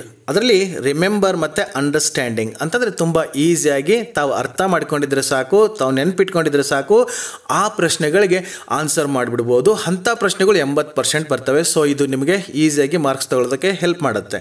ಇನ್ನು ಹಾಟ್ಸ್ ಅಂತ ಇದೆ ನೋಡಿ, ಹೈಯರ್ ಆರ್ಡರ್ ಥಿಂಕಿಂಗ್ ಸ್ಕಿಲ್ ಅಂತ ಕರೀತಾರೆ. ಈ ಪ್ರಶ್ನೆಗಳಿಗೆ ಆನ್ಸರ್ ಮಾಡುವಾಗ ಸ್ವಲ್ಪ ಥಿಂಕಿಂಗ್ ಜಾಸ್ತಿ ಇರಬೇಕು, ಅನಲೈಸ್ ಮಾಡಬೇಕು, ಅಪ್ಲಿಕೇಶನ್ ಲೆವೆಲ್ ಕ್ವಶನ್ಸ್ ಇರ್ತವೆ, ಇವ್ಯಾಲ್ಯೂಯೇಟ್ ಮಾಡಬೇಕು, ಕ್ರಿಯೇಟ್ ಮಾಡಬೇಕು. ಅಂದರೆ ಸ್ವಲ್ಪ ತಾವು ಯೋಚನೆ ಮಾಡಿಬಿಟ್ಟು ಈ ಕ್ವಶನ್ಗಳಿಗೆ ಆನ್ಸರ್ ಮಾಡಬೇಕಾಗುತ್ತೆ. ಅದು 20% ಇರ್ತದೆ. ಅದನ್ನು ಕೂಡ ಸ್ವಲ್ಪ ತಾವು ಪ್ರಯತ್ನ ಪಟ್ಟರು ಕೂಡ ಆನ್ಸರ್ ಮಾಡಿಬಿಡ್ಬೋದು. ಇನ್ನು ಪಾಠ ಪೋಯಮ್ಗಳಾಗಲಿ ಗ್ರಾಮರಿಂದ ಯಾವ ರೀತಿಯಾಗಿ ಎಷ್ಟು ಮಾರ್ಕ್ಸಿಗೆ ಎಂತೆಂಥ ಪ್ರಶ್ನೆಗಳನ್ನ ಕೊಡ್ತಾರೆ ಅಂತಕ್ಕಂಥ ಕನ್ಫ್ಯೂಷನ್ ಕೂಡ ಇರ್ತದೆ. ಇಲ್ಲಿ ಕೊಟ್ಟಿದ್ದಾರೆ ನೋಡಿ, ಕೋರ್ಸ್ ಬುಕ್ ಫಸ್ಟ್ ಬುಕ್ ಏನಿದೆ, ಪಾಠ ಪೋಯಮ್ಗಳಿದಾವಲ್ಲ, ಆ ಪುಸ್ತಕದಿಂದ ಯಾವ್ಯಾವ ಥರ ಪ್ರಶ್ನೆ ಕೇಳ್ತಾರೆ. ತಾವು ಹಳೆಯ ಕ್ವಶನ್ ಪೇಪರ್ಗಳನ್ನ ತೆಗೆದು ನೋಡಿದರೆ ಅಲ್ಲಿ ಮಲ್ಟಿಪಲ್ ಚಾಯ್ಸ್ ಕ್ವಶನ್ಸ್ ಇರ್ತಿತ್ತು ಫಸ್ಟ್ ಮೇನಲ್ಲಿ, ಆಮೇಲೆ 4 ಮಾರ್ಕ್ಸ್ ಕ್ವಶನ್ ಇರ್ತಿತ್ತು, ಆಮೇಲೆ 6 ಮಾರ್ಕ್ಸ್ ಕ್ವಶನ್ ಒಂದು ಬರಿಬೇಕಾಗಿತ್ತು, ಇಷ್ಟೇ ಇರ್ತಿತ್ತು. ಇದೇ ರೀತಿಯಾಗಿರ್ತಕ್ಕಂಥ ಪ್ರಶ್ನೆಗಳನ್ನ ಅವರು ಪ್ರತಿ ವರ್ಷ ಕೇಳ್ತಾನೆ ಇದ್ರು. ಬಟ್ ಈ ವರ್ಷ ಸ್ವಲ್ಪ ಚೇಂಜ್ ಮಾಡಿಬಿಟ್ಟಿದ್ದಾರೆ. ಅದೇನು ಚೇಂಜ್ ಆಗಿದೆ ನೋಡಿ, ಅಲ್ಲಿ ಫಸ್ಟ್ ಮೇನಲ್ಲಿ ಹೋದ ವರ್ಷ ಇದ್ದಂಗೆ ಮಲ್ಟಿಪಲ್ ಚಾಯ್ಸ್ ಕ್ವಶನ್ಸ್ ಇರ್ತವೆ, 10 ಪ್ರಶ್ನೆಗಳಿರ್ತವೆ. ಯಾವುದೇ ಪಾಠ ಯಾವುದೇ ಪೋಯಮಿಂದ ಕೂಡ ಕೇಳ್ಬೋದು. ಒಂದೊಂದು ಪಾಠದಿಂದ ಒಂದೊಂದೇ ಕೇಳ್ತಾರೆ, ಒಂದೇ ಪಾಠದಿಂದ 2 ಪ್ರಶ್ನೆಗಳನ್ನ ಕೇಳಲ್ಲ. ಅಲ್ಲಿ 10 ಪ್ರಶ್ನೆಗಳನ್ನ ಕೇಳಿರ್ತಾರೆ. ಇಲ್ಲಿ ತಮಗೆ ಯಾವುದೇ ರೀತಿಯಾಗಿರ್ತಕ್ಕಂಥ ಚಾಯ್ಸ್ ಇಲ್ಲ. ಆ 10 ಪ್ರಶ್ನೆಗಳಿಗೂ ಕೂಡ ತಾವು ಆನ್ಸರ್ನ ಮಾಡಬೇಕು. ಇನ್ನು 2 ಮಾರ್ಕ್ಸ್ ಕ್ವಶನ್ ಅಂತ ಹಾಕಿದ್ದಾರೆ, ಪಾರ್ಟ್ ಬಿ ನಲ್ಲಿ ಬರ್ತದೆ ಇದು. 2 ಮಾರ್ಕ್ಸ್ ಕ್ವಶನ್ ನಮ್ಗೆ ಇಲ್ಲಿವರೆಗೆ ಕೇಳ್ತಾನೆ ಇರಲಿಲ್ಲ, ಯಾವ ವರ್ಷನೂ ಕೇಳೇ ಇರಲಿಲ್ಲ. ಅಲ್ಲಿದ್ದು ಬರೀ 4 ಮಾರ್ಕ್ಸ್ ಮತ್ತು 6 ಮಾರ್ಕ್ಸ್ ಕ್ವಶನ್ ಮಾತ್ರ ಇರ್ತಿತ್ತು. ಈ ವರ್ಷ 2 ಮಾರ್ಕ್ಸ್ ಕ್ವಶನನ್ನು ಕೊಟ್ಟಿದ್ದಾರೆ. ಬಟ್ 2 ಮಾರ್ಕ್ಸ್ ಕ್ವಶನ್ ಆದರೂ ಕೂಡ ಅಲ್ಲಿ ಚಾಯ್ಸ್ ಕೊಟ್ಟಿದ್ದಾರೆ. 4 ಪ್ರಶ್ನೆಗಳನ್ನ ಕೊಟ್ಟು 3 ಪ್ರಶ್ನೆಗಳಿಗೆ ತಾವು ಆನ್ಸರ್ ಬರಿಬೇಕು. ಒಂದು ಕ್ವಶನನ್ನು ತಾವಲ್ಲಿ ಬಿಡ್ಬೋದು. ಈ 4 ಪ್ರಶ್ನೆಗಳಲ್ಲಿ ಯಾವುದಾದ್ರೂ ಒಂದು ಪೋಯಮಿಂದ ಇದ್ದೇ ಇರ್ತದೆ, ಇನ್ನು ಉಳಿದಿರೋವು ಪಾಠಗಳಿಂದ ಇರ್ತವೆ ಅಂತ ಕೊಟ್ಟಿದ್ದಾರೆ. ಇನ್ನು 2 ಮಾರ್ಕ್ಸ್ ಕ್ವಶನ್ ಆದಮೇಲೆ 3 ಮಾರ್ಕ್ಸ್ ಕ್ವಶನ್ಗಳನ್ನ ಕೊಟ್ಟಿದ್ದಾರೆ. ಮುಂಚೆ ಕೂಡ 3 ಮಾರ್ಕ್ಸ್ ಕ್ವಶನ್ ಇರಲಿಲ್ಲ. ಈ 2 ಮಾರ್ಕ್ಸ್ ಮತ್ತು 3 ಮಾರ್ಕ್ಸ್ ಕ್ವಶನ್ಗಳು ಈ ವರ್ಷ ಹೊಸದಾಗಿ ಇಂಟ್ರೊಡ್ಯೂಸ್ ಮಾಡ್ತಾ ಇದ್ದಾರೆ. ಆ 3 ಮಾರ್ಕ್ಸ್ ಕ್ವಶನ್ಗೂ ಕೂಡ ತಮಗೆ ಚಾಯ್ಸ್ ಸಿಗುತ್ತೆ. ಅಲ್ಲಿ ಕೊಟ್ಟಿರೋ 6 ಪ್ರಶ್ನೆಗಳಲ್ಲಿ ತಾವು ಯಾವುದಾದ್ರೂ 4ಕ್ಕೆ ಆನ್ಸರ್ ಮಾಡಬೇಕು. ಈ 4 ಪ್ರಶ್ನೆಗಳಿಗೆ ಆನ್ಸರ್ ಮಾಡಿದ್ರೆ ಇನ್ನು 2 ಕ್ವಶನ್ ನಮಗೆ ಎಕ್ಸ್ಟ್ರಾ ಇರ್ತವೆ. ತಮಗೆ ಯಾವ್ದು ಈಸಿ ಅನಿಸುತ್ತೋ ಅದಕ್ಕೆ ತಾವು ಆನ್ಸರ್ ಮಾಡಿ. ಇನ್ನು 4 ಮಾರ್ಕ್ಸ್ ಕ್ವಶನ್ ಅದು ಮುಂಚೆ ಇದ್ದಂಗೆ ಈಗಲೂ ಕೂಡ ಇದೆ. ಆದರೆ ಮುಂಚೆ 10 ಪ್ರಶ್ನೆಗಳು ಕೊಟ್ಟು 8 ಪ್ರಶ್ನೆಗೆ ಆನ್ಸರ್ ಮಾಡಿ ಅಂತ ಹೇಳ್ತಾಯಿದ್ರು. ಆಮೇಲೆ 10 ಪ್ರಶ್ನೆ ಕೊಟ್ಟು 6 ಪ್ರಶ್ನೆಗಳಿಗೆ ಆನ್ಸರ್ ಮಾಡಿ ಅಂತ ಹೇಳ್ತಾಯಿದ್ರು. ಬಟ್ ಈ ವರ್ಷ ಹೇಗಿದೆ ನೋಡಿ, 4 ಮಾರ್ಕ್ಸ್ ಕ್ವಶನ್ನು 6 ಇರ್ತವೆ. ಆ 6ರಲ್ಲಿ ಯಾವುದಾದ್ರೂ 3ಕ್ಕೆ ಮಾತ್ರ ತಾವು ಈ ಆನ್ಸರನ್ನು ಬರಿಬೇಕು. 4 ಮಾರ್ಕ್ಸ್ ಕ್ವಶನ್ ಮುಂಚೆ ಹೇಗಿತ್ತಲ್ಲ ತಾವು ಫಸ್ಟ್ ಇಯರ್ಲು ಕೂಡ ಬರೆದಿರ್ತಾರೆ, ಹಾಗೆ ಈ 4 ಮಾರ್ಕ್ಸ್ ಕ್ವಶನ್ಗೆ ಆನ್ಸರ್ ಬರಿಬೇಕು. ಬಟ್ ಈ ವರ್ಷ 6 ಕ್ವಶನ್ ಕೊಡ್ತಾರೆ. ಅದರಲ್ಲಿ ತಾವು ಯಾವುದಾದ್ರೂ 3 ಪ್ರಶ್ನೆಗಳಿಗೆ ಆನ್ಸರ್ ಮಾಡಬೇಕು. ಇನ್ನು ಪಾರ್ಟ್ ಬಿಗೆ ಬರೋದಾದರೆ ಹೇಗಿದೆ ನೋಡಿ. ಪಾರ್ಟ್ ಬಿ ಅಂದರೆ ವರ್ಕ್ ಬುಕ್ಗೆ ಸಂಬಂಧಪಟ್ಟಂಗೆ ಇಲ್ಲಿ ಕೆಲವೊಂದು ಹೊಸ ಪ್ರಶ್ನೆಗಳನ್ನು ಸೇರಿಸಿಬಿಟ್ಟಿದ್ದಾರೆ. ಹೊಸ ಅಂದ ತಕ್ಷಣ ತಮಗೆ ಗೊತ್ತಿಲ್ಲದೆ ಇರತಕ್ಕಂಥ ಪ್ರಶ್ನೆಗಳಲ್ಲ. ಅದರಲ್ಲಿ ಸುಮಾರು ಪ್ರಶ್ನೆಗಳನ್ನ ತಾವು ಫಸ್ಟ್ ಇಯರ್ನಲ್ಲೇ ಕಲ್ತು ಬಿಟ್ಟಿರ್ತೀರ. ಆ ಫಸ್ಟ್ ಇಯರ್ನಲ್ಲಿ ಕಲ್ತಿರ್ತಕ್ಕಂಥ ಪ್ರಶ್ನೆಗಳು ಮತ್ತು ಈ ವರ್ಷ ಇರ್ತಕ್ಕಂಥ ವರ್ಕ್ ಬುಕ್ಕಲ್ಲಿ ಇರ್ತಕ್ಕಂಥ ಪ್ರಶ್ನೆಗಳನ್ನು ಸೇರಿಸಿಕೊಟ್ಟಿದ್ದಾರೆ. ಹಾಗಾದರೆ ಹೋದ ವರ್ಷದ ಮತ್ತೆ ಓದಬೇಕಾ ಅಂತ ತಾವು ಕನ್ಫ್ಯೂಸ್ ಆಗಕ್ಕೆ ಹೋಗಬೇಡಿ. ಈ ವರ್ಷ ತಮಗೆ ವರ್ಕ್ ಬುಕ್ ಏನಿದೆ ಅಲ್ಲಿ ಕಂಟೆಂಟ್ ಪೇಜ್ ಇದೆ ನೋಡಿ, ಪಾಠಗಳ ಲಿಸ್ಟ್ ಕೊಟ್ಟಿರ್ತಾರಲ್ಲ, ವರ್ಕ್ ಬುಕ್ಕಲ್ಲಿ ತೆಗೆದು ನೋಡಿ. ಅಲ್ಲಿ ಫಸ್ಟ್ಗೆ ಪಾರ್ಟ್ ಎ ಅಂತ ಬರ್ತದೆ. ಅಲ್ಲಿ ಒಂದು 6 ಟಾಪಿಕ್ಸ್ ಇದ್ದಾವೆ. ಅದು ಕ್ವಶನ್ ಫ್ರೇಮ್ ಮಾಡೋದಿರ್ಬೋದು, ಕ್ವಶನ್ ಟ್ಯಾಗ್ ಮಾಡೋದಿರ್ಬೋದು, ಎರರ್ ಐಡೆಂಟಿಫಿಕೇಷನ್ ಮಾಡೋದಿರ್ಬೋದು. ಈ ರೀತಿ ಕೆಲವೊಂದು ಟಾಪಿಕ್ಗಳು ಅವು ಫಸ್ಟ್ ಇಯರ್ಲು ಕಲ್ತಿದ್ರಿ, ಬಟ್ ಸೆಕೆಂಡ್ ಇಯರ್ಲು ಕೊಟ್ಟಿದ್ದಾರೆ. ಆ ಸೆಕೆಂಡ್ ಇಯರ್ ವರ್ಕ್ ಬುಕ್ಕಲ್ಲಿ ಕೊಟ್ಟರು ಕೂಡ ಈ ಹಿಂದಿನ ವರ್ಷಗಳಲ್ಲಿ ಅದಕ್ಕೆ ಸಂಬಂಧಪಟ್ಟಿರ್ತಕ್ಕಂಥ ಯಾವುದೇ ಪ್ರಶ್ನೆಯನ್ನು ವಾರ್ಷಿಕ ಪರೀಕ್ಷೆಯಲ್ಲಿ ಆ್ಯನ್ಯುವಲ್ ಎಕ್ಸಾಮಲ್ಲಿ ಕೇಳ್ತಾ ಇರಲಿಲ್ಲ. ಬಟ್ ಈ ವರ್ಷ ಅವನು ಸೇರಿಸಿ ಪ್ರಶ್ನೆಗಳನ್ನ ಕೇಳ್ತಾ ಇದ್ದಾರೆ. ಹಾಗಾದ್ರೆ ಹೇಗಿರ್ತದೆ ಪ್ರಶ್ನೆಗಳು ಅನ್ನೋದನ್ನು ಇಲ್ಲಿ ನೋಡ್ತಾ ಹೋಗೋಣ. ಇಲ್ಲಿ ವರ್ಕ್ ಬುಕ್ಗೆ ಸಂಬಂಧಪಟ್ಟಂಗಾದರೆ ಪಾರ್ಟ್ ಸಿ ಅಂತ ಬರ್ತದೆ. 5th ಮೇನಲ್ಲಿ ಕ್ವಶನ್ ನಂಬರ್ 30 ಇಂದ ಸ್ಟಾರ್ಟ್ ಆಗುತ್ತೆ. ಕ್ವಶನ್ ನಂಬರ್ 30ರಲ್ಲಿ ಪ್ಯಾಸೇಜ್ ರೀಡಿಂಗ್ ಇರ್ತದೆ. ತಮಗೂ ಕೂಡ ಫಸ್ಟ್ ಇಯರ್ಲು ಈ ಪ್ಯಾಸೇಜ್ ರೀಡಿಂಗ್ ಇತ್ತು. ಒಂದು ಪ್ಯಾಸೇಜ್ ಕೊಡ್ತಾ ಇದ್ರು, ಅನ್ಸೀನ್ ಪ್ಯಾಸೇಜ್ ಅಂತ. ಆ ಪ್ಯಾಸೇಜ್ ಕೊಟ್ಬಿಟ್ಟು ಅದಕ್ಕೆ 10 ಪ್ರಶ್ನೆಗಳನ್ನ ಕೇಳ್ತಾ ಇದ್ರು, 10 ಮಾರ್ಕ್ಸ್ ಬಂದ್ಬಿಡ್ತಾ ಇತ್ತು. ಇನ್ನು ಸೆಕೆಂಡ್ ಇಯರ್ PUC ಹೇಗಿತ್ತು ಅಂತಂದರೆ ಪ್ಯಾಸೇಜ್ ಜೊತೆಗೆ ಪೊಯೆಟ್ರಿ ಕಾಂಪ್ರಿಹೆನ್ಷನ್ ಅಂತ ಕರಿತೀವಿ. ಯಾವುದೋ ಒಂದು ಸ್ಟಾಂಜಾ ಕೊಟ್ಟು ಅದಕ್ಕೆ 3 ಮಾರ್ಕ್ಸ್ ಕ್ವಶನನ್ನು ಕೇಳ್ತಾ ಇದ್ರು ಮುಂಚೆ. ಬಟ್ ಲಾಸ್ಟ್ ಇಯರ್ ಅದನ್ನು ಕೂಡ ತೆಗೆದು ಹಾಕಿದ್ರು. ಬಟ್ ಈ ವರ್ಷ ಏನು ಮಾಡ್ತಾ ಇದ್ದಾರೆ ಅಂದರೆ ಆ ಪ್ಯಾಸೇಜ್ಗೆ ಅಂದರೆ 9 ಮಾರ್ಕ್ಸಿಗೆ ಕೊಟ್ಟಿರ್ತಾರೆ. ಅದನ್ನು ಆ ಪ್ಯಾಸೇಜ್ಗೆ ಒಂದು ಆಪ್ಷನ್ ಆಗಿ ಒಂದು ಪೋಯಮನ್ನು, ಕಂಪ್ಲೀಟ್ ಪೋಯಮನ್ನು ಕೊಟ್ಟು ಆ ಪೋಯಮ್ಗೆ ಸಂಬಂಧಪಟ್ಟಂಗೂ ಕೂಡ 9 ಮಾರ್ಕ್ಸನ್ನು ಕೇಳ್ತಾರೆ. ಇಲ್ಲಿ ತಾವು ಕನ್ಫ್ಯೂಸ್ ಆಗಕ್ಕೆ ಹೋಗ್ಬೇಡಿ. ಅನ್ಸೀನ್ ಪ್ಯಾಸೇಜ್ ಅಂದರೆ ತಾವು ಎಲ್ಲೋ ನೋಡದೇ ಇರ್ತಕ್ಕಂಥ ಯಾವುದೋ ಒಂದು ಪ್ಯಾಸೇಜನ್ನು ಕೊಟ್ಟಿರ್ತಾರೆ, ಪ್ಯಾರಾಗ್ರಾಫ್ ಕೊಟ್ಟಿರ್ತಾರೆ. ಬಟ್ ಪೊಯೆಟ್ರಿ ಕಾಂಪ್ರಿಹೆನ್ಷನ್ ಅಂತ ಏನಿದೆ ನೋಡಿ, ಈ ಪೋಯಮನ್ನು ಕೊಟ್ಟಿರ್ತಾರಲ್ಲ, ಇನ್ನು ಯಾವ ಪೋಯಮ್ ಕೊಡ್ತಾರೆ, ಎಲ್ಲಿಂದ ತಗೊಂಬರ್ತಾರೆ ಅಂತ ತಾವು ಕನ್ಫ್ಯೂಸ್ ಆಗಕ್ಕೆ ಹೋಗಬೇಡಿ. ತಮ್ಮ ವರ್ಕ್ ಬುಕ್ಕಲ್ಲಿ ಕೆಲವೊಂದು ಪೋಯಮ್ಸ್ಗಳನ್ನ ಕೊಟ್ಟಿದ್ದಾರೆ. ಅದರಿಂದನೇ ಯಾವುದಾದ್ರೂ ಒಂದು ಪೋಯಮನ್ನು ಎಕ್ಸಾಮಲ್ಲಿ ಕೊಟ್ಬಿಟ್ಟು ಅದಕ್ಕೆ ಸಂಬಂಧಪಟ್ಟಂಗೆ 9 ಮಾರ್ಕ್ಸ್ ಕ್ವಶನನ್ನು ಕೊಡ್ತಾರೆ. ಇಲ್ಲಿ ತಾವು ಒಂದು ಕರೆಕ್ಟಾಗಿ ತಿಳ್ಕೊಂಡಿರಿ. ಈಗ ನೀವು ಒಂದು ಪ್ಯಾಸೇಜ್ಗೆ ಓದ್ಬಿಟ್ಟು ಆನ್ಸರ್ ಮಾಡ್ತೀವಿ ಅಂದರೆ ಪ್ಯಾಸೇಜ್ಗೆ ಸಂಬಂಧಪಟ್ಟಿರ್ತಕ್ಕಂಥ 9 ಪ್ರಶ್ನೆಗಳನ್ನ ಅಟೆಂಡ್ ಮಾಡಿ. ಇಲ್ಲ ಪೊಯೆಟ್ರಿ ಓದ್ಕೊಂಡು ಆ ಪೊಯಮನ್ನು ಓದ್ಕೊಂಡು ಆನ್ಸರ್ ಮಾಡ್ತೀನಿ ಅಂದರೆ ಆ 9 ಪ್ರಶ್ನೆಗಳಿಗೆ ಆನ್ಸರ್ ಮಾಡೋಕ್ಕೆ ಹೋಗಿ. ಇಲ್ಲಿ ಪ್ಯಾಸೇಜಿಂದ ಒಂದು 4 ಕ್ವಶನ್ಗೆ, ಪೊಯಮಿಂದ ಒಂದು 4-5 ಕ್ವಶನ್ಗೆ ಆನ್ಸರ್ ಮಾಡ್ತೀನಿ ಅಂದರೆ ತಮಗೆ ಮಾರ್ಕ್ಸ್ ಸಿಗಲ್ಲ. ಆಯಿತಾ, ನೀಟಾಗಿ ನೆನ್ಪಿಟ್ಕೊಂಬಿಡಿ. ಒಂದು ಪ್ಯಾಸೇಜ್ ಓದ್ಬಿಟ್ಟು ಆನ್ಸರ್ ಮಾಡಿ, ಇಲ್ಲಾಂದರೆ ಕಂಪ್ಲೀಟಾಗಿ ಆ ಪ್ಯಾಸೇಜ್ನ ಬಿಟ್ಬಿಟ್ಟು ಪೋಯಮನ್ನು ಓದ್ಬಿಟ್ಟು ಅದಕ್ಕೆ ಸಂಬಂಧಪಟ್ಟಿರ್ತಕ್ಕಂಥ ಪ್ರಶ್ನೆಗಳಿಗೆ ಆನ್ಸರ್ ಮಾಡಿ. ಎರಡನ್ನೂ ಕೂಡ ಆನ್ಸರ್ ಮಾಡೋಕ್ಕೆ ಹೋಗಿ ಅದರಂದು ಸ್ವಲ್ಪ ಮಾಡಿ ಇದರಂದು ಸ್ವಲ್ಪ ಮಾಡಿ ಆ ಥರ ಎಲ್ಲ ಮಾಡೋಕ್ಕೆ ಹೋಗಬೇಡಿ. ಇನ್ನು ಪಾರ್ಟ್ ಡಿನಲ್ಲಿ ಕ್ವಶನ್ ನಂಬರ್ 31 ಬರ್ತದೆ. ಅಲ್ಲಿ ಲಿಂಕರ್ಸ್ ಬಗ್ಗೆ ಕೇಳಿದ್ದಾರೆ 4 ಮಾರ್ಕ್ಸ್ಗೆ. ಮುಂಚೆ ಕೂಡ ಹಾಗೆ ಇರ್ತಿತ್ತು. ಬಟ್ ಈಗ ಲಿಂಕರ್ಸ್ಗಳಿಗೂ ಕೂಡ ಒಂದು ಆಪ್ಷನ್ ಕೊಟ್ಟಿದ್ದಾರೆ, ರೀರೈಟ್ ಆ್ಯಸ್ ಡೈರೆಕ್ಟೆಡ್. A-B ಅಂತ ಇರ್ತದೆ ಪ್ರತಿ ಕ್ವಶನ್ಗೂ. ಕ್ವಶನ್ ನಂಬರ್ 31ಗೆ ಎನಲ್ಲಿ ರೀರೈಟ್ ಆ್ಯಸ್ ಡೈರೆಕ್ಟೆಡ್ ಅಂದರೆ ಇದು ತಾವು ಫಸ್ಟ್ ಇಯರ್ಲಿ ಕಲ್ತಿದ್ರಿ. ಈಗ ಪಾರ್ಟ್ ಎನಲ್ಲಿದೆ ನೋಡಿ ನಿಮ್ಮ ವರ್ಕ್ ಬುಕ್ಕಲ್ಲಿ, ರೀರೈಟ್ ಆ್ಯಸ್ ಡೈರೆಕ್ಟೆಡ್ ಅಂತ ಇದೆ. ಅದು ಕ್ವಶನ್ ಟ್ಯಾಗ್ ಮಾಡೋದಿರ್ಬೋದು, WH ಕ್ವಶನ್ ಮಾಡೋದಿರ್ಬೋದು, ಜಂಬಲ್ಡ್ ಸೆಗ್ಮೆಂಟ್ಸ್ ಇರ್ಬೋದು. ಸೊ ಆ ಥರ 4 ಮಾರ್ಕ್ಸ್ಗೆ ಒಂದೊಂದು ಪ್ರಶ್ನೆಗಳನ್ನ ಕೇಳ್ತಾರೆ. ಅದನ್ನು ಆನ್ಸರ್ ಮಾಡಿ. ಇಲ್ಲಾಂದರೆ ಕಂಪ್ಲೀಟಾಗಿ 4 ಪ್ರಶ್ನೆಗಳನ್ನ ಬಿಟ್ಟು ಬಿ ಅಲ್ಲಿ ಲಿಂಕರ್ಸ್ ಬಗ್ಗೆ ಇರ್ತದೆ, ಅಂದರೆ ಫಿಲ್ಲಿಂದ ಬ್ಲ್ಯಾಂಕ್ ಮಾಡೋದಿರ್ತದೆ, ಅದಕ್ಕೆ ಆನ್ಸರ್ ಮಾಡಿ. ಇವಾಗಲೂ ಕೂಡ ನೀಟಾಗಿ ನೆನ್ಪಿಟ್ಕೊಳ್ಳಿ. ಎಗೆ ಆನ್ಸರ್ ಮಾಡಿದರೆ ಬಿಗೆ ಆನ್ಸರ್ ಮಾಡೋ ಹಾಗೆಲ್ಲ ಎರಡರಲ್ಲಿ ಯಾವುದಾದ್ರೂ ಒಂದನ್ನು ತಾವು ಆನ್ಸರ್ ಮಾಡಬೇಕು. ಇನ್ನು ಕ್ವಶನ್ ನಂಬರ್ 32ನಲ್ಲಿ ಫ್ರೇಮಿಂಗ್ ಕ್ವಶನ್ಸ್ ಬಗ್ಗೆ ಅಲ್ಲಿ ಕ್ವಶನ್ ಇರ್ತದೆ. ಅಂದರೆ ಕ್ವಶನ್ ಟ್ಯಾಗು ಮತ್ತು WH ಕ್ವಶನ್ ಬಗ್ಗೆ ಕ್ವಶನ್ ಇರ್ತದೆ. ಅದು ಬಿಟ್ಟರೆ 2 ಸೆಂಟೆನ್ಸ್ನ ಕೊಟ್ಬಿಟ್ಟು ಅಲ್ಲೇನೋ ಎರರ್ ಇರ್ತದೆ, ಅದನ್ನು ಸರಿ ಮಾಡಿ ಬರೀಬೇಕು. ಸೊ ಎರಡಕ್ಕೂ 2 ಮಾರ್ಕ್ಸ್ ಇರ್ತದೆ. ಅಲ್ಲಿ ಕೂಡ ಎ ಮತ್ತು ಬಿ ಅಂತ ಇರ್ತದೆ. ಎರಡರಲ್ಲಿ ಯಾವುದಾದ್ರು ಒಂದಕ್ಕೆ ತಾವು ಆನ್ಸರ್ನ ಮಾಡಬೇಕು. ಇನ್ನು ಕೊನೆ ಪ್ರಶ್ನೆ ಕ್ವಶನ್ ನಂಬರ್ 36 ಏನಿರ್ತದೆ ಅಲ್ಲಿ ಜಾಬ್ ಅಪ್ಲಿಕೇಶನ್ ಇರ್ತಾ ಇತ್ತು. ಹೋದ ವರ್ಷನೇ ಇತ್ತು, ಮುಂಚೆನೇ ಇತ್ತು. ಬಟ್ ಈಗ ಜಾಬ್ ಅಪ್ಲಿಕೇಶನ್ಗೆ ಒಂದು ಆಪ್ಷನ್ ಆಗಿ ಸ್ಪೀಚ್ ರೈಟಿಂಗ್ ಅಂತ ಕೊಟ್ಟಿದ್ದಾರೆ. ಈ ಸ್ಪೀಚ್ ರೈಟಿಂಗ್ ಮುಂಚೆ ಒಂದು ಸಪ್ರೇಟ್ ಕ್ವಶನ್ ಆಗಿತ್ತು. ಅದ್ರ ಜೊತೆಗೆ ಗ್ರಾಫ್ ಅನಾಲಿಸಿಸ್ ಅಂತ ಒಂದು ಕ್ವಶನ್ ಆಪ್ಷನ್ ಆಗಿ ಕೊಡ್ತಾ ಇದ್ರು. ಬಟ್ ಲಾಸ್ಟ್ ಇಯರ್ ಅದನ್ನು ತೆಗೆದುಹಾಕ್ಬಿಟ್ಟಿದ್ರು. ಬಟ್ ಈ ವರ್ಷ ಜಾಬ್ ಅಪ್ಲಿಕೇಶನ್ ಜೊತೆಗೆ ಅದನ್ನು ಆಪ್ಷನ್ನಾಗಿ ಕೊಟ್ಟಿದ್ದಾರೆ. ತಾವು ಜಾಬ್ ಅಪ್ಲಿಕೇಶನ್ ಬರೆಯೋ ಅಭ್ಯಾಸ ಮಾಡ್ಕೊಂಡಿದ್ರೆ ತಮಗೆ ಅದು ಈಸಿ ಅಂತ ಅನ್ನಿಸ್ತಾ ಇದ್ದರೆ ಜಾಬ್ ಅಪ್ಲಿಕೇಶನ್ನೇ ಬರೀರಿ. ಕವರಿಂಗ್ ಲೆಟ್ರು, ರೆಸ್ಯೂಮ್ ಏನಂತ ಅಭ್ಯಾಸ ಮಾಡ್ಕೊಂಡಿರ್ತಾರೆ ಅದನ್ನೇ ಬರೀರಿ. ಬೈ ಚಾನ್ಸ್ ತಮಗೆ ಜಾಬ್ ಅಪ್ಲಿಕೇಶನ್ ಬೇಡ ಅಂತ ಅನ್ನೋದಾದರೆ ಸ್ಪೀಚ್ ರೈಟಿಂಗ್ ತಮಗೆ ಒಂದು ಆಪ್ಷನ್ ಕೊಟ್ಟಿದ್ದಾರೆ. ಈ ಎಲ್ಲ ವಿಷಯಗಳ ಬಗ್ಗೆ ಕೂಡ ವಿಡಿಯೋಗಳನ್ನ ಮಾಡಿ ಅಪ್ಲೋಡ್ ಮಾಡಿದ್ದೀನಿ, ತಾವು ಅದನ್ನು ನೋಡ್ಕೋಬೋದು. ಇನ್ನು ತಮ್ಮ ಬ್ಲೂ ಪ್ರಿಂಟಲ್ಲಿ ಇನ್ನೊಂದು ಪೇಜಲ್ಲಿ ಕೊಟ್ಟಿದ್ದಾರೆ ಕೋರ್ಸ್ ಬುಕ್ ಮತ್ತು ವರ್ಕ್ ಬುಕ್ಕಿಂದ ಯಾವ್ಯಾವ ಟಾಪಿಕ್ಕಿಂದ ಎಷ್ಟೆಷ್ಟು ಮಾರ್ಕ್ಸ್ಗೆ ಕೇಳ್ತಾರೆ ಅಂತ ಹೇಳಿಬಿಟ್ಟು ಇಲ್ಲಿ ಬ್ಲೂ ಪ್ರಿಂಟ್ ಅಂದರೆ ಈ ಕ್ವಶನ್ ಪೇಪರ್ಲಿ ಕೇಳಿರೋದನ್ನೇ ಅಲ್ಲಿ ಕೊಟ್ಟಿದ್ದಾರೆ. ಯಾವ್ಯಾವ ಟಾಪಿಕ್ ಮಾಡೋಕ್ಕೆ ಎಷ್ಟು ಅವರ್ಸ್ ಬೇಕು, ಅಂದರೆ ಎಷ್ಟು ಪೀರಿಯಡ್ಸ್ ಪಾಠ ಮಾಡಿರ್ತೀರ ಅಷ್ಟು ಮಾರ್ಕ್ಸಿನ ಕ್ವಶನ್ಗಳನ್ನ ಕೇಳಿರ್ತಾರೆ. ಸೊ ಕೋರ್ಸ್ ಬುಕ್ಕಿಂದ 60 ಮಾರ್ಕ್ಸು, ವರ್ಕ್ ಬುಕ್ಕಿಂದ 60 ಮಾರ್ಕ್ಸು, ಟೋಟಲಿ 120 ಮಾರ್ಕ್ಸು, ತಾವು ಬರಿಬೇಕಾಗಿದ್ದು 80 ಮಾರ್ಕ್ಸು. ಇಲ್ಲಿ ಮಾಡೆಲ್ ಕ್ವಶನ್ ಪೇಪರ್ಲಿ ಯಾವ್ಯಾವುದರಿಂದ ಎಷ್ಟೆಷ್ಟು ಮಾರ್ಕ್ಸ್ ಕೇಳಿದ್ದಾರೆ ಅನ್ನೋದನ್ನು ಇಲ್ಲಿ ಕೊಡ್ತಾ ಹೋಗಿದ್ದಾರೆ. ಕ್ವಶನ್ ಪೇಪರ್ ನೋಡ್ಬೇಕಾದ್ರೆ ನಮಗೆ ನೀಟಾಗಿ ಗೊತ್ತಾಗುತ್ತೆ. ಇನ್ನು ಹೋಲ್ ಬ್ಲೂ ಪ್ರಿಂಟ್ ಪೇಜ್ ಏನಿದೆಯಲ್ಲ ಅಲ್ಲಿ ಸ್ವಲ್ಪ ನೋಡ್ಕೊಳ್ಳಿ. ಅಲ್ಲಿ ಯಾವ್ಯಾವ ಪಾಠದಿಂದ ಎಷ್ಟೆಷ್ಟು ಮಾರ್ಕ್ಸ್ ಕ್ವಶನ್ ಕೊಟ್ಟಿದ್ದಾರೆ ಅನ್ನೋದನ್ನು ಇಲ್ಲಿ ಕೊಟ್ಟಿದ್ದಾರೆ. ಇಲ್ಲೂ ಕೂಡ ನೋಡಿ ರೋಮಿಯೋ ಜೂಲಿಯೆಟ್ ಅಂತ ಇದೆ, 1 E ಅಂತ ಇದೆ. ಅಲ್ಲಿ 1 ಮಾರ್ಕ್ಸ್ ಮುಂದೆ E ಅಂತ ಇತ್ತಂದರೆ ಅದು ಈಸಿಯಾಗಿರೋ ಕ್ವಶನ್ನು ಅಂತ. ಎಮ್ ಅಂತ ಇತ್ತು ಅಂದರೆ ಮಾಡರೇಟ್ ಅಂದರೆ ಮೀಡಿಯಮ್ ಆಗಿರ್ತಕ್ಕಂಥ ಕ್ವಶನ್ ಅಂತ ಅಂದ್ಕೊಳ್ಳಿ. ಆ ಮಾರ್ಕ್ಸ್ ಮುಂದೆ ಡಿ ಅಂತ ಇತ್ತು ಅಂದರೆ ಅದು ಡಿಫಿಕಲ್ಟ್ ಲೆವೆಲ್ ಅಂದರೆ ತಾವು ಸ್ವಲ್ಪ ವಿಮರ್ಶೆ ಮಾಡಿ ಬರೀತಕ್ಕಂಥ ಪ್ರಶ್ನೆ. ಇಲ್ಲಿ ಕೊಟ್ಟಿರ್ತಕ್ಕಂಥ ಬ್ಲೂ ಪ್ರಿಂಟ್ ಥರನೇ ಆ್ಯನ್ಯುವಲ್ ಎಕ್ಸಾಮಲ್ಲಿ ಕೂಡ ಕೇಳ್ತಾರೆ ಅಂತ ತಾವು ಅಂದ್ಕೊಳ್ಳೋಕೆ ಹೋಗಬೇಡಿ. ಹೀಗೆ ಕೇಳ್ಬೋದು ಬಟ್ ಕಂಪ್ಲೀಟ್ 100% ಇದೇ ರೀತಿಯಾಗಿರಲ್ಲ. ಅಲ್ಲಿ 3 ಮಾರ್ಕ್ಸ್ ಕ್ವಶನ್ ಕೇಳಿರ್ತಕ್ಕಂಥ ಪಾಠದಿಂದ 3 ಮಾರ್ಕ್ಸನ್ನು ಬಿಟ್ಟು 4 ಮಾರ್ಕ್ಸ್ ಕ್ವಶನನ್ನು ಕೇಳ್ಬೋದು, ಅಥವಾ 3 ಮಾರ್ಕ್ಸ್ ಕೇಳಿಬಿಟ್ಟು 1 ಮಾರ್ಕ್ಸ್ ಕ್ವಶನನ್ನು ಕೇಳ್ಬೋದು. ಸೊ ಅದು ಚೇಂಜಸ್ ಆಗ್ತಾ ಇರ್ತದೆ. ಈಗ ನಾವು ಮಾಡೆಲ್ ಕ್ವಶನ್ ಏನು ನೋಡಕ್ಕೆ ಹೋಗ್ತಿದ್ದೀವಲ್ಲ ಅದಕ್ಕೆ ಸಂಬಂಧಪಟ್ಟಿರ್ತಕ್ಕಂಥ ಬ್ಲೂ ಪ್ರಿಂಟ್ ಇದು. ಸೊ ಇದನ್ನೇ ಇಟ್ಕೊಂಡು ತಾವು ಎಕ್ಸಾಮ್ಗೆ ರೆಡಿ ಆಗಕ್ಕೆ ಹೋದರೆ ಸ್ವಲ್ಪ ಮಾಡ್ತೀವಿ. ಅಯ್ಯೋ ಸರ್ ಇದೇನು ಬ್ಲೂ ಪ್ರಿಂಟ್ಸು, ಏನೋ ಡಿಫಿಕಲ್ಟ್ ಅಂತೆ, ಈಸಿ ಅಂತೆ, ಮಾಡರೇಟ್ಸ್ ಅಂತೆ, ಲಾಟ್ಸ್ ಅಂತೆ, ಹಾರ್ಟ್ಸ್ ಅಂತೆ, ಎಲ್ಲ ಕನ್ಫ್ಯೂಸ್ ಆಗ್ತಾ ಇದೆ, ನಮಗೆ ಇದೆಲ್ಲ ಅರ್ಥ ಆಗ್ತಾ ಇಲ್ಲ ಅಂತಂದರೆ ಇವಾಗ ಮಾಡೆಲ್ ಕ್ವಶನ್ ಪೇಪರ್ 1ಅನ್ನು ತಮಗೆ ತೋರಿಸ್ತಾ ಹೋಗ್ತೀನಿ. ಯಾವ್ಯಾವುದು ಎಷ್ಟೆಷ್ಟು ಮಾರ್ಕ್ಸ್ ಬಂದದೆ, ಹೇಗೆ ಬಂದದೆ ಅನ್ನೋದನ್ನು ಅಲ್ಲಿ ಹೇಳ್ತಾ ಹೋಗ್ತೀನಿ. ತಾವು ಅಟ್ಲೀಸ್ಟ್ ಆ ಬ್ಲೂ ಪ್ರಿಂಟ್ ಅರ್ಥ ಆಗಿಲ್ಲ ಅಂತಂದರೆ ಇಲ್ಲಿ ನೋಡ್ಕೊಂಡೋಗಿ ತಮಗೆ ಈಸಿಯಾಗಿ ಅರ್ಥ ಆಗುತ್ತೆ. ಎಲ್ಲ ಕ್ವಶನ್ ಪೇಪರ್ ಸ್ಟಾರ್ಟಿಂಗಲ್ಲೇ ಕೆಲವೊಂದು ಇನ್ಸ್ಟ್ರಕ್ಷನ್ಗಳನ್ನ ಕೊಟ್ಟಿರ್ತಾರೆ, ತಾವು ಅದನ್ನು ನೀಟಾಗಿ ಓದ್ಕೋಬೇಕು. ಸುಮಾರು ಸಾರಿ ಮಕ್ಕಳು ಅದನ್ನು ನೋಡ್ಕೊಳ್ಳೋದೇ ಇಲ್ಲ, ತಮಗೆ ತಿಳಿದಂಗೆ ಆನ್ಸರ್ ಮಾಡ್ಕೊಂಡು ಹೋಗ್ತಾ ಇರ್ತಾರೆ. ಆ ಇನ್ಸ್ಟ್ರಕ್ಷನ್ಸ್ಗಳನ್ನ ಇಲ್ಲಿ ಹೇಳ್ತಾ ಹೋಗ್ತೀನಿ. ತಮ್ಮ ಆ್ಯನ್ಯುವಲ್ ಎಕ್ಸಾಮ್ ಕ್ವಶನ್ ಪೇಪರ್ಲು ಕೂಡ ಈ ಇನ್ಸ್ಟ್ರಕ್ಷನ್ಸ್ ಇರ್ತವೆ. ಅಲ್ಲಿ ನೋಡೋಕ್ಕೆ ಟೈಮ್ ಸಿಕ್ಕಿಲ್ಲ ಅಂದರೆ ಇಲ್ಲಿ ಕರೆಕ್ಟಾಗಿ ಕೇಳಿಸ್ಕೊಂಡ್ಬಿಡಿ, ಅದನ್ನು ತಾವು ನೆನ್ಪಿಟ್ಕೊಂಡು ಅದರಂಗೆ ಆನ್ಸರ್ ಮಾಡ್ತಾ ಹೋಗಬೇಕಾಗತ್ತೆ.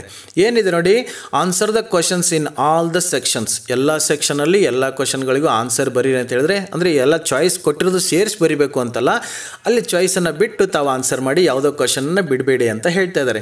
ಇದು ಓಕೆ, ತಮಗೆಲ್ಲ ಗೊತ್ತು. ಇನ್ನು ಸೆಕೆಂಡ್ ಇದೆ ನೋಡಿ, ಅದನ್ನು ತಾವು ಈ ವರ್ಷ ತುಂಬ ಕೇರ್ಫುಲ್ಲಾಗಿ ನೋಡ್ಕೋಬೇಕು. Follow the prescribed limit while answering the question. ಅಂದರೆ ಎಷ್ಟು ಮಾರ್ಕ್ಸ್ಗೆ ಕೇಳಿದ್ದಾರೆ ಅನ್ನೋದನ್ನು ನೋಡಿಕೊಂಡು ಅಷ್ಟು ಆನ್ಸರ್ ಮಾಡಬೇಕಾಗತ್ತೆ ಅಲ್ವಾ. ಈಗ 4 ಮಾರ್ಕ್ಸ್ ಕ್ವಶನ್ ಕೇಳಿದರೆ 100 ವರ್ಡ್ಸಲ್ಲಿ ಬರೀರಿ ಅಂತಂದರೆ ಸ್ವಲ್ಪ ದೊಡ್ಡದಾಗತ್ತೆ. ತಾವು 4 ಮಾರ್ಕ್ಸ್ಗೆ ಅಷ್ಟೇ ಬರೀಬೇಕು. ಬಟ್ ಅದೇ 2 ಮಾರ್ಕ್ಸ್ ಕೇಳಿದಾಗ ನೀವು 4 ಮಾರ್ಕ್ಸ್ ಬರ್ದಟ್ಟೆ ಬರಿತಾ ಕೂತ್ಕೋತೀನಿ ಅಂತ ಅಂದ್ಕೊಂಡ್ರೆ ನಿಮಗೆ ಟೈಮ್ ಶಾರ್ಟೇಜ್ ಆಗುತ್ತೆ. ಹಾಗಾಗಿ ಯಾವ ಪ್ರಶ್ನೆಗಳಿಗೆ ಎಷ್ಟು ಲಿಮಿಟ್ ಹೇಳಿದ್ದಾರೆ ತಾವು ಅಷ್ಟರಲ್ಲೇ ಬರಬೇಕು. ಈಗ 2 ಮಾರ್ಕ್ಸ್ ಕ್ವಶನ್ಗೆ 2 or 3 ಸೆಂಟೆನ್ಸಲ್ಲಿ ಅಂತ ಹೇಳಿಬಿಟ್ಟಿರ್ತಾರೆ. ತಾವು ಅಷ್ಟೇ ಸಾಧ್ಯವಾದಷ್ಟು ಅದಕ್ಕೆ ಆನ್ಸರ್ ಮಾಡೋದಕ್ಕೆ ಪ್ರಯತ್ನ ಪಡಿ. ಇನ್ನು ನೆಕ್ಸ್ಟ್ ನೋಡಿ, ಇದು ಕೂಡ ಕೆಲವೊಂದು ಮಕ್ಕಳು ತುಂಬ ತಪ್ಪು ಮಾಡ್ತಿರ್ತಾರೆ. Right the correct question number as it appears on the question paper. ಸುಮಾರು ಜನ ವಿದ್ಯಾರ್ಥಿಗಳು ಕರೆಕ್ಟಾಗಿ ಆನ್ಸರ್ ಮಾಡಿದ್ರು ಕೂಡ ತಪ್ಪಾಗಿರೋ ನಂಬರ್ ಹಾಕ್ತಾರೆ, ಇಲ್ಲ ಕೆಲವೊಂದು ಸರಿ ಕ್ವಶನ್ ನಂಬರೇ ಬರೆದಿರಲ್ಲ. ಈ ರೀತಿಯಾಗಿರ್ತಕ್ಕಂಥ ತಪ್ಪುಗಳನ್ನ ತಾವು ಮಾಡಬೇಡಿ. ಆ ಕ್ವಶನ್ ಪೇಪರಲ್ಲಿ ಆ ಪ್ರಶ್ನೆ ಮುಂದೆ ಯಾವ ನಂಬರ್ ಇದೆ ಆ ನಂಬರಲ್ಲಿ ಎ ಮತ್ತು ಬಿ ಅಂತ ಆಪ್ಷನ್ ಇರ್ತದೆ, ಅದನ್ನು ಕೂಡ ತಾವು ಕರೆಕ್ಟಾಗಿ ಹಾಕಿನೇ ತಾವು ಆನ್ಸರ್ನ ಬರಿಬೇಕು. ತಾವೇನಾದ್ರು ಆನ್ಸರ್ ಕರೆಕ್ಟಾಗಿ ಬರೆದ್ರು ಕ್ವಶನ್ ನಂಬರ್ ತಪ್ಪು ಹಾಕಿಬಿಟ್ರೆ ಅಲ್ಲಿ ಮಾರ್ಕ್ಸ್ ಕಳ್ಕೊಳ್ತೀರಾ. ಆಯಿತಾ. ತುಂಬ ಕೇರ್ಫುಲ್ಲಾಗಿ ನೋಡ್ಕೊಳ್ಳಿ. ಇನ್ನು next for multiple choice questions MCQs ಅಂತ ಏನು ಕರಿತೀವಿ, choose the correct answer and right it. ಇಲ್ಲಿ ತಾವು ಪ್ರಶ್ನೆಗಳನ್ನು ಬರೆಯೋಕೆ ಹೋಗ್ಬೇಡಿ. ಸುಮಾರು ಜನ ವಿದ್ಯಾರ್ಥಿಗಳು ಆನ್ಸರ್ ಶೀಟಲ್ಲಿ ಅಲ್ಲಿ ಕೊಟ್ಟಿರೋ ಪ್ರಶ್ನೆಗಳನ್ನೆಲ್ಲ ಬರಿತಾ ಇರ್ತಾರೆ. ಈ ಮಲ್ಟಿಪಲ್ ಚಾಯ್ಸ್ ಕ್ವಶನ್ಗೆ ಪ್ರಶ್ನೆಗಳನ್ನ ಬರಿತಕ್ಕಂಥ ಅವಶ್ಯಕತೆ ಇಲ್ಲ. ಜಸ್ಟ್ ಆ ಕ್ವಶನ್ ನಂಬರ್ ಹಾಕಿ ಅಲ್ಲಿರ್ತಕ್ಕಂಥ 4 ಚಾಯ್ಸ್ ಏನು ಕೊಟ್ಟಿರ್ತಾರೆ ಆಪ್ಷನ್ಗಳನ್ನ ಅದ್ರಲ್ಲಿ ಸರಿಯಾಗಿರ್ತಕ್ಕಂಥ ಆನ್ಸರ್ನ ತಾವು ಬರೆದುಬಿಟ್ರೆ ಸಾಕು. ಇನ್ನು next answer the question number 30A and 30B ಅಂತ ಕೊಟ್ಟಿದ್ದಾರೆ ನೋಡಿ. ಇದನ್ನು ತಾವು ಸ್ವಲ್ಪ ಕೇರ್ಫುಲ್ಲಾಗಿ ಕೇಳಿಸ್ಕೊಳ್ಳಿ. ಅಂದರೆ ಇದು ಪ್ಯಾಸೇಜ್ ಮತ್ತು ಪೋಯಮ್ಗೆ ಸಂಬಂಧಪಟ್ಟಂಗೆ. ಈ ವರ್ಷ ಪ್ಯಾಸೇಜ್ ಜೊತೆಗೆ ಒಂದು ಆಪ್ಷನ್ ಆಗಿ ಪೋಯಮ್ ಕೂಡ ಕೊಟ್ಟಿರ್ತಾರೆ ಅಂತ ನಾನು ಆಗಲೇ ಹೇಳ್ತಾ ಇದ್ದೆ. ಇದಕ್ಕೆ ಸಂಬಂಧಪಟ್ಟಿರ್ತಕ್ಕಂಥ ಪ್ರಶ್ನೆಗಳಿಗೆ ಹೇಗೆ ಆನ್ಸರ್ ಮಾಡಬೇಕು ಸ್ವಲ್ಪ ತಾವು ಕ್ಲಿಯರಾಗಿ ಕೇಳ್ಕೊಳ್ಳಿ. ಇಲ್ಲಿ ಕೂಡ ಸುಮಾರು ಜನ ಮಕ್ಕಳು ಮಾರ್ಕ್ಸ್ ಕಳ್ಕೊತಾರೆ.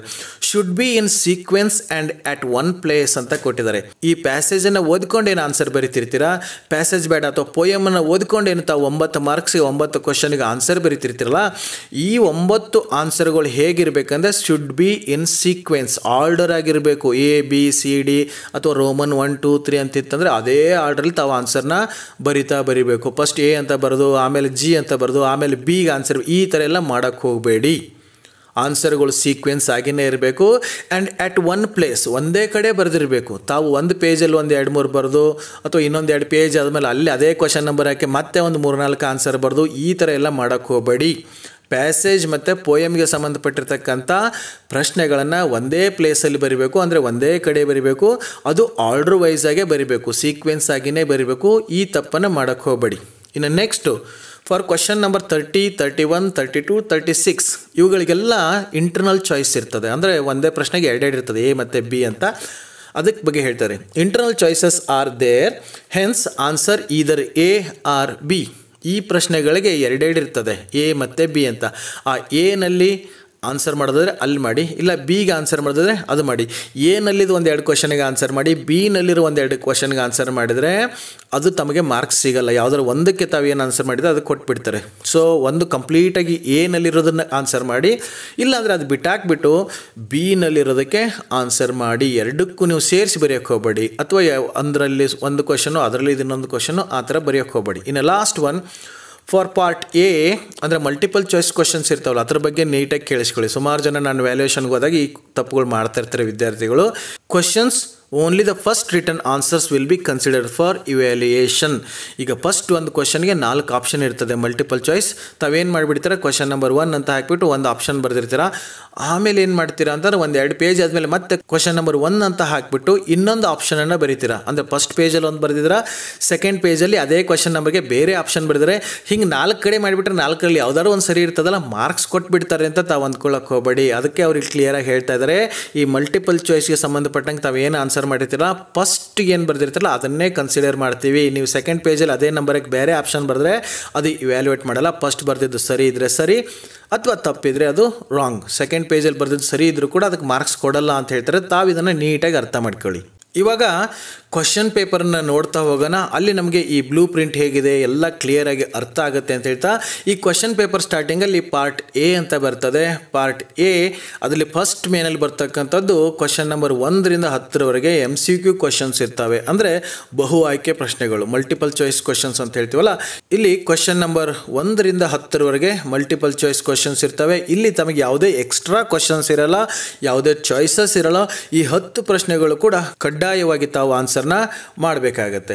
ಇಲ್ಲಿ ತಾವು ಆನ್ಸರ್ ಮಾಡೋದಕ್ಕೆ ಏನೂ ಕಷ್ಟ ಆಗಲ್ಲ ಅಂತ ಅನ್ಕೋತೀನಿ. ಯಾಕಂದರೆ ಜಸ್ಟ್ ಅಲ್ಲಿ ಆಪ್ಷನ್ಸ್ ಕೊಟ್ಟಿರ್ತಾರೆ, ಸರಿಯಾಗಿರ್ತಕ್ಕಂಥ ಆಪ್ಷನನ್ನು ತಾವು ಬರೆದುಬಿಟ್ರೆ ಸಾಕು, ಮುಗಿದೋಗ್ಬಿಡ್ತದೆ. ಇಲ್ಲಿ ಕ್ವಶನ್ ನಂಬರ್ 11 ಬರ್ತದೆ ನೋಡಿ. ಮಲ್ಟಿಪಲ್ ಚಾಯ್ಸ್ ಕ್ವಶನ್ಸ್ ಆದಮೇಲೆ ಕ್ವಶನ್ ನಂಬರ್ 11ರಲ್ಲಿ ಬರ್ತಕ್ಕಂಥದ್ದು fill in the blanks with the passive form of the verb given in the bracket ಅಂತ ಇದೆ. ಇದನ್ನು ಸುಮಾರು ಜನ ವಿದ್ಯಾರ್ಥಿಗಳು ತುಂಬ ಈಸಿ ಪ್ರಶ್ನೆ, ಇದು ಸಿಲ್ಲಿ ಪ್ರಶ್ನೆ ಅಂತ ಹೇಳ್ಬೋದು, ಅಷ್ಟು ಈಸಿಯಾಗಿ ಮಾರ್ಕ್ಸ್ ತೊಗೋಬೋದು. ಇದಕ್ಕೆ ಇಲ್ಲಿ 3 ಮಾರ್ಕ್ಸ್ ಬರುತ್ತೆ ತಮಗೆ ಈಸಿಯಾಗಿ.